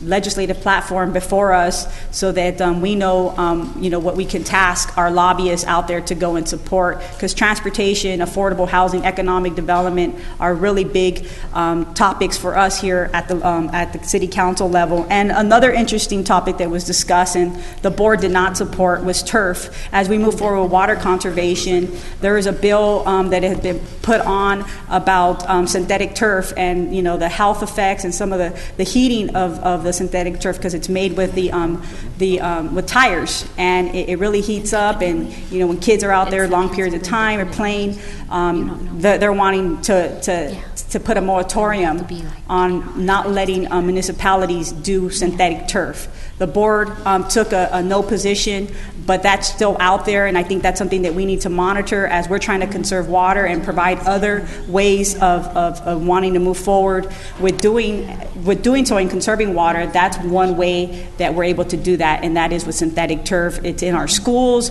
it's in some of our parks, and we do that for soccer purposes so that kids and families can play much later. So those were my comments from the League of Cities. I do want to also just, many residents will be joining me for a water inspection tour on May 15 and 16, and just want to thank you. You know, it was short notice, but we do have 36 people joining us, and the majority, 99% of them are all Santa Ana residents, and so I look forward to taking them on this water inspection state water project. For those folks that don't realize and don't know what this project is, it is the largest water project, and it delivers water. It's been delivering water since 1972, and the Metropolitan Water District imports that to help meet the needs of 19 million people, and we're included in that. And so it's going to be a really great experience for the residents to really go and really see the actual system and how water is being delivered to us and how scarce that resource really is. And so I look forward to taking all of them on May 15 and 16, and next year there will be another opportunity, and that's when I'll invite my colleagues to attend. Many of them have attended on a water tour. Next year will be the Hoover Dam, and I know that's a tour that many like to take and are excited. So, but I'm limited in the capacity, but we'll be sending that invitation late in the year to invite my colleagues to that water tour. And then to conclude, I just want to wish everyone a happy Mother's Day out there. Thank you. Thank you. Celestino Herro, please. Thank you, Mr. Mayor. I just wanted to thank the staff and Councilmember Reyna and Councilmember Amezcua. We attended a joint use meeting yesterday with the Santa Ana School District. I think that it's something that we have not been able to do in a while, and sometimes politics gets in the way, but here we are in a position where we can actually do some great joint use ventures with the city, with the Santa Ana School District that's going to benefit our families and our kids. As you know, we are landlocked pretty much. So to be able to open up field space after school hours for our kids to go play and access those facilities is a great, it's going to be a great undertaking, but I think it's going to be something that's going to be helpful for everyone. I also wanted to ask our city manager, maybe it doesn't have to be right away, but in the near future, you come from a state that is a desert, and in Phoenix there were certain procedures and laws in place to help with the preservation of water. And one of the things that I noticed about Arizona, we go there twice a year for baseball, spring training, and tournaments, is that when I would go to parks, they're beautiful. They're green, they're lush, and when you go outside, then it's the more desert atmosphere with the cactuses and so forth. And so I want to hear what it is that they do to preserve water and how we can apply that here in the city. With that, Mr. Mayor, those are all the Thank you comments. very much, Mayor Pro Tem. Thank you, Mr. Mayor. I thought you were going to go to your left and then wind up this way, but this is even better. I wanted to get back to Councilman Martinez. The Ledge Committee will be meeting Wednesday, May 13th, so we'll be meeting very, very soon. Hopefully we can tackle some of the issues that you were talking about. And the second thing I wanted to mention was that I wanted to report out that I attended a Government Affairs Policy Committee roundtable with Edison. And so they invited about 20 elected officials in the area that they service. The CEO was present, Ted Craven, and we were talking about different things like what the rates are going to be and what the impacts are going to be to our ratepayers here and the end users here in the city. The good news that I can report is that it appears that rates are going to be flat for the next few years. And with San Onofre going offline and some of the other technological challenges that they're going to be facing, that was good news for me to hear. And we see that their system is being upgraded here in town. They're replacing vaults, transformers, and poles. So all those things are good for our ratepayers. The unfortunate thing is that what they forecast in the future is a little bit more difficult because they realize that they're competing with new technologies, they're competing with solar and just other sources. So now they're talking about how do they somehow be nimble and be more nimble than they have been and start attracting some of those new technologies themselves. They realize that they're an aging infrastructure and they're an aging system. So they're going to have to learn to compete. And for us, I hope that's going to make it more competitive. We can talk about storage and batteries and different things that they might be able to get in the field and do and help with. So it was a great panel to be part of. Finally, I wanted to wish everybody a happy Cinco de Mayo. Today is actually Cinco de Mayo, and for those who don't know what that is, it's not Mexican Independence Day. It's celebrating a battle in Mexico in the city of Puebla. And even though I'm not Mexican, I try to brush up on my history, and my wife tells me, what it is, and I've studied it most of my life. And, the mayor, when we have our Cinco de Mayo celebrations, he starts speaking French. And I said, Mayor, look, the enemy was France when Mexico battled when Mexico battled in that, and so I said, look, let's you're going to get us all hurt here because there's not too many French given the number of Mexican nationals who are here. Diversity, but yeah, we celebrate diversity even with the Europeans, so that's good. But I wanted to thank the city manager and the staff and the Parks and Recs director. I understand that everything went smoothly. I know there was a couple glitches with the performers, but look, that doesn't put a damper on anything because we have a community that celebrated it safely. So I want to thank our residents and everybody who came and visited the city and had a great time. So that was very... And so before I get to wishing everybody a happy Mother's Day, my colleague reminds me that we know that we're going to be talking about economic development, and we're hoping that we can stall the economic development plan because there's a lot of different things that we want to talk about. So there's no time sensitivity on that, Mr. City Manager, so maybe we can stall that just so we can have some more input from some of our community members here in the downtown and some of our micro business owners. But given that, I want to thank all the mothers out there and wish them a happy Mother's Day, especially my own. She's a very, very special person in my life. She's the reason why I do public service because she's always given back to the community. She's somebody who does a Christmas toy and food drive, and she's done it for the past 30 years, and she distributes about 2,000 units of toys and 2,000 meals a year for those that are less fortunate here in the community. And to me, she's my role model. I'm sure all our mothers are our role models because, we learn in the home first and before anything else. So I want to thank all the mothers out there for everything that they do for us and wish everybody a happy Mother's Day. Thank you, Mr. Mayor. Thank you very much for that. Councilor Mesqua, please. Thank you, Mayor. I'd like to start off by reporting out our last OCFA meeting, which was held on April 23rd. I do want to give an update.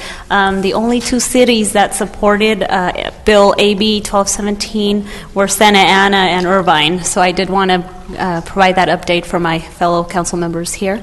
Also, I'd like to say happy National Day of the Teacher today. Happy Cinco de Mayo, and happy Mother's Day to all the moms on Sunday. Thank you. Thank you. Councilor Roman Reina, please. Sure, absolutely. As I always start off with, we live in a desert, so please be water wise as we move forward. I do also want to say happy Mother's Day to all the mothers that are out there and all the surrogate mothers that helped raise me. I definitely appreciate the time and energy going above and beyond. And of course, a special shout out to my mom who loves me and reminds me every day that I owe her everything. But I love you as much as I possibly can. Save the date. Coming up, our second annual Downtown 5K is August 29th. So please start preparing, start practicing, start warming up, start organizing a walking team. Come on out and have a great day. So please save that date. I also wanted to talk about the retreat that we're unfortunately seem to not be having. And I'm a little saddened because we talked about this in February. We set a date in March. 2 months later, I rescheduled my classes so that I could put that as a priority so that I could be there, and somehow we're no longer having that retreat. As you can tell, we have a lot of priorities. We have a lot of challenges and a lot of issues that we need to put intentional time and energy to resolve and to figure it out and find a solution. My preference as we go forward is not to have any additional spending dollars on anything new until this body figures out what our priorities are. It seems that we put a little bit of everywhere without any game plan, without any instructions, without any process. And until we have this discussion, I think it behooves us not to move forward. Some of the decisions that a previous council had made things challenging. We lost some resources, we lost our fire department, and I think we need to learn from those lessons and prioritize our challenges and our issues and intentionally putting time so that we could address this. This is exactly what we were elected for. It's not easy, it's going to be challenging, but until we take that intentional effort in making our city that much more successful, when we make a date for 2 months out, I would think that would be our top priority. And the fact that we're not moving in that direction is saddening to me. I'm forced to take a class that I didn't necessarily want so that I could put that as a priority. Hey, but unfortunately, that's what happens, huh? So I'm a little saddened that I hope at some point we take a look at how to facilitate that, whether it's going to be another retreat or whether it's a open session. But we truly need to have that conversation of what our priorities are, because everything can't be a priority. Something has to come first, something has to come second, and something has to come third. It's not linear, it's up and down. So I hope we're able to move in that direction. Thank you. Thank you. Councilor Benavides, please. Thank you, Mayor. I want to thank all the members of the community and businesses who participated in the Cinco de Mayo celebration this last weekend. A tremendous success. There's always something exciting, going on in the city of Santa Ana, something great to enjoy and to celebrate. And want to thank our Parks and Recreation Director, Gerardo Moed, and his team, who worked tirelessly to be able to have another great, successful event here for our community. So thank you for that.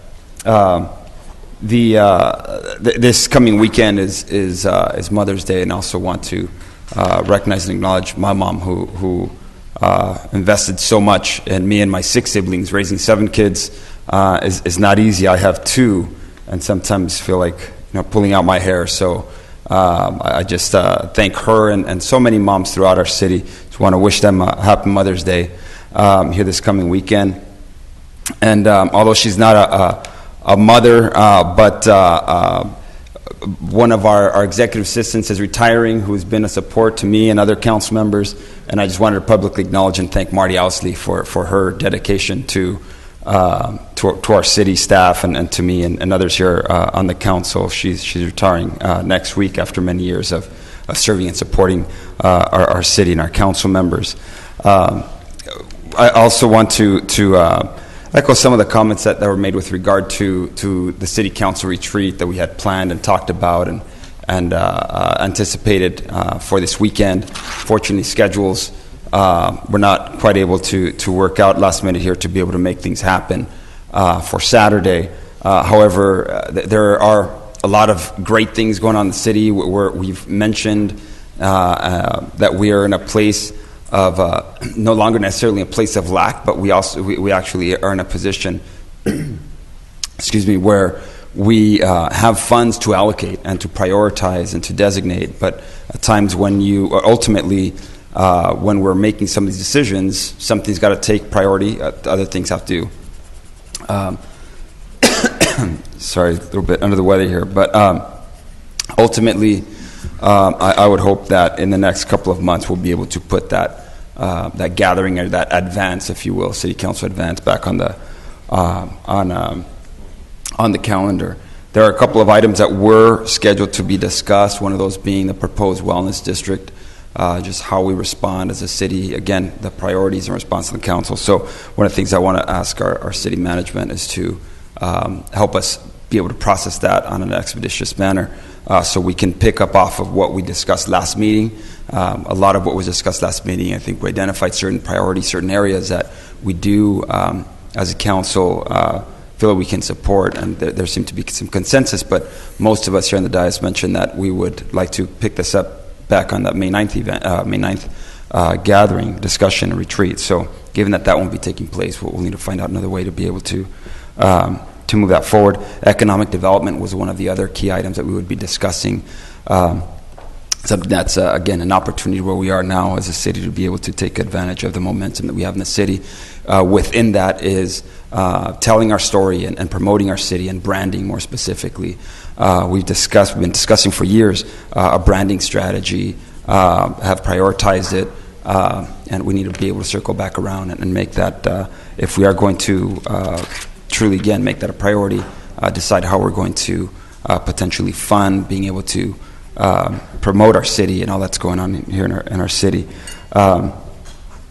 Earlier today we had a number of young people here being recognized for their contributions as young adults as part of leaders for the Santa Ana Youth Summit that have had an opportunity to be a part of and support Councilman Reyna. And so just want to recognize and acknowledge them, those who participated, those who volunteered, those who came out and made that happen. And just overall, being the youngest city in the nation, that makes us a city of promise. And a lot of our kids are growing up in some of our kids, and we've got these pockets of tough neighborhoods, and we have different organizations that are investing there. And I just want to make sure, just bring that to the forefront, as there are a lot of good things going on in the city, economic development, business, investment, and such.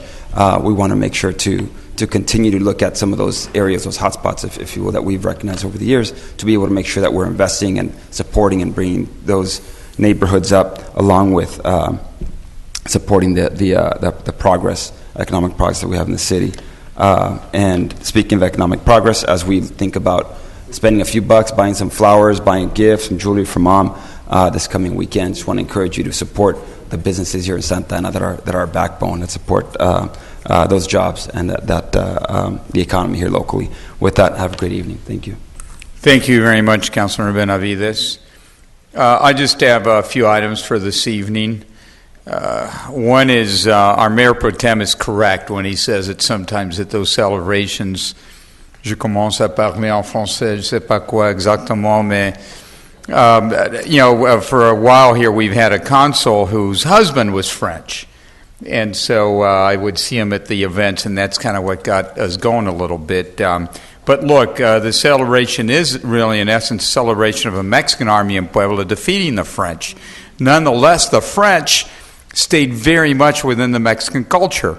If you look at Mexican history, Castillo de Chapultepec, and you look at all the French influences in the culture, in the dress, in the government, in society today, yes, there's a strong Spanish influence, but if you go deeper into Mexican history, you see how much the French is interwoven. So anyways, let me shift on to another topic and about things that are interwoven. Water is interwoven into everything. And I just want to report on a meeting that I had recently with the governor and other mayors, and tell you that I was there, fighting on behalf of Santa Ana, but really fighting on two fronts. One, trying to get them to reduce the amount that is going to be allocated for reduction. I know in speaking to Councilmember Michelle Martinez, she was asking me earlier to try to bring that number down, because this started in the 30%, then 25, then 20. We're now at 12%. So we have come down, and let me just tell you a little bit about the logic as to how this came about. They took cities and put them in different categories depending on how much water was consumed. We in Santa Ana are currently at 78 gallons per person per day. It's one of the lowest in the state. And being in that category, they want us over the last 2 years to do about a 16% reduction. Now, we actually reduced 4% last year, so 16 minus 4, you end up with 12. So that's how they get the 12. And I don't believe we're going to be able to change that. However, I think we can continue to do things to conserve and to do things to recharge the aquifer. Here we have our water that says, fill from your tap. Well, guess what? that really comes from the toilet, because 70% of the water in Santa Ana is currently recycled. It's one of the highest numbers in the state, and that's because of the water project that we did, over 10 years ago, to not only go through the cleanup down at the sanitation district, but once we had it clean, to build a pipe, the infrastructure and the pipes to take it up river and to inject it back into the aquifer. So when I say 78 gallons per capita per day, really it's 30% of that. It's closer to 28 gallons and a bit less. So most of our water, again, is recycled. So when I presented that up in Sacramento, they didn't really have an answer. Because if we're really at 28 gallons per person per day, how much can we reduce? We're again already, look, there are cities that are at 200 gallons a day. There are cities that are at 400 gallons a day. And we're at 78 plus 70% is already our own water that we're reusing that nobody else is doing. Now, granted, look, San Diego can't do what we're doing because they don't have the aquifer. Fresno's in a completely different situation. San Jose, you go up and down the state, we are blessed. Nonetheless, I think we're doing a great job. Also, from a money standpoint, this water that we recycle and reuse, it's about $234 an acre foot. The stuff that I know Councilman Martinez is working with the state on some of these water projects, the water from the state is currently approaching $1,000 an acre foot. So here we have $234,000 if you buy it from Metropolitan Water District. Not only that, I know, Councilmember Reyna, you're now on the water board. We've got to be very, very careful as we go with desal, because some of those projections approach $2,000 an acre foot. And so depending on assumptions that are made, these are big projects. We do need more sources of water, but we have to make sure that it's sustainable, that the environment can handle it, and that we continue to, replenish our resources. So, my position, and part of what I told the governor is, look, we're for desal. We just have to make sure that it's done in a sustainable manner and that it doesn't completely upset our cost structure, because we've invested a lot of time and effort to have what we have, and we need to be good stewards of the future as we look at some of these different options.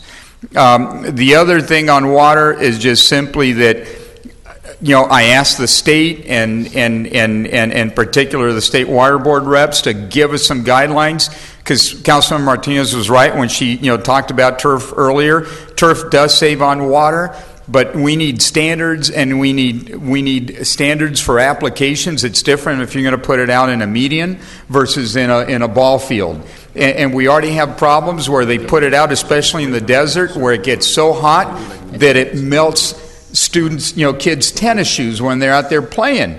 And then, the toxic emissions that potentially come out. So look, part of what the state's going to try to do is come up with standards. Right now, if we buy a vehicle, the state will have a standard. They'll tell you what the warranty should be. They'll tell you how much it should cost.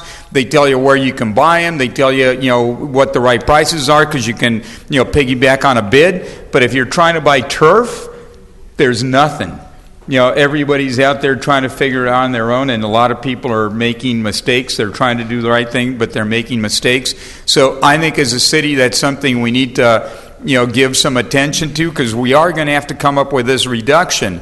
And if we don't, the governor was clear that, they don't want to penalize, but it's $10,000.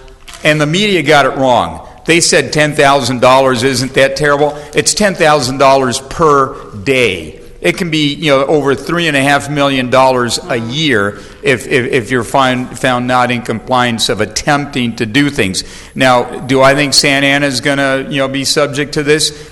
No, because I think we're going to do a series of things, and we're already in the good guy group, and we're going to continue to work really hard, et cetera, et cetera. But do we have to take it seriously? Yes, we do. We are in an emergency. If we have another dry year next year, we're going to be like Australia. What happened in Australia? They kept thinking it's going to rain, and it didn't. And the whole country has been devastated by lack of water. Also, what happened in Brazil? Sao Paulo. If you're there now at 5 o'clock in the evening, they shut down the water. Everybody.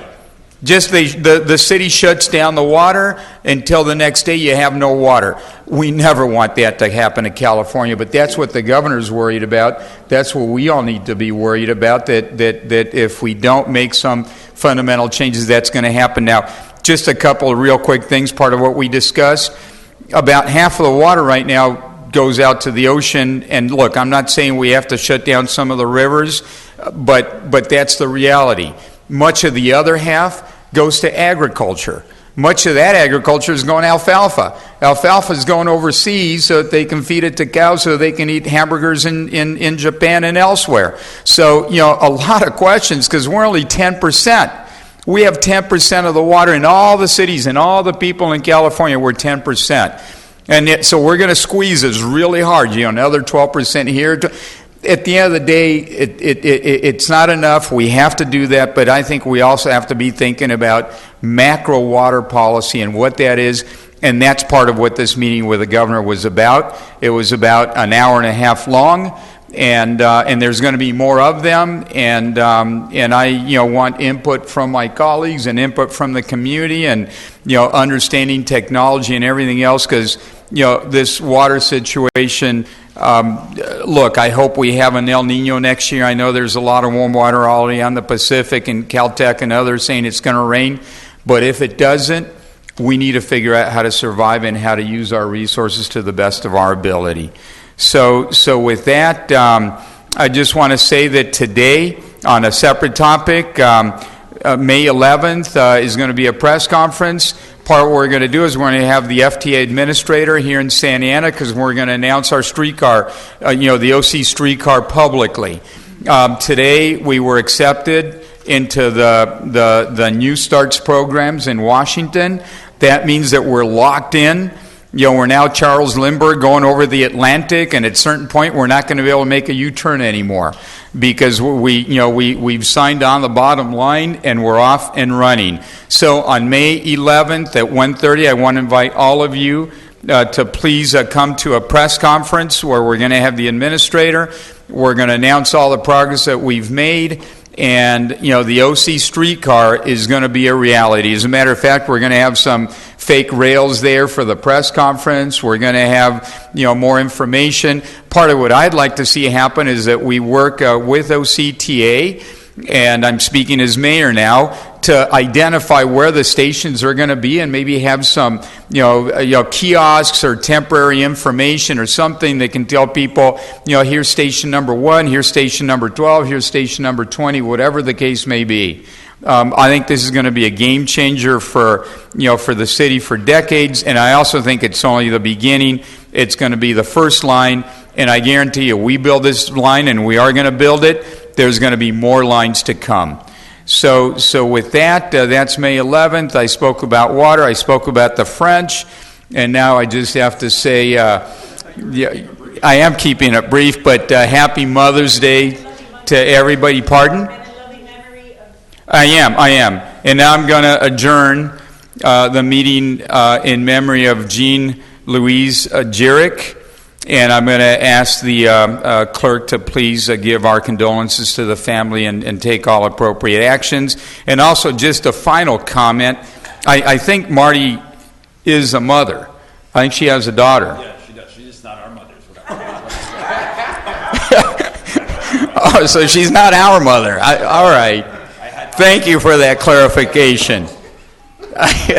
Thank you, because when she said she's not a mother, I thought, but she has a daughter. Okay. No, she is a mother. She's a great mother, I'm sure. She's just not my mother or our mother. I had recognized Mother's Day. I had recognized my mom Mother's Day. On that positive note, congratulations to Marty, and I adjourn this meeting.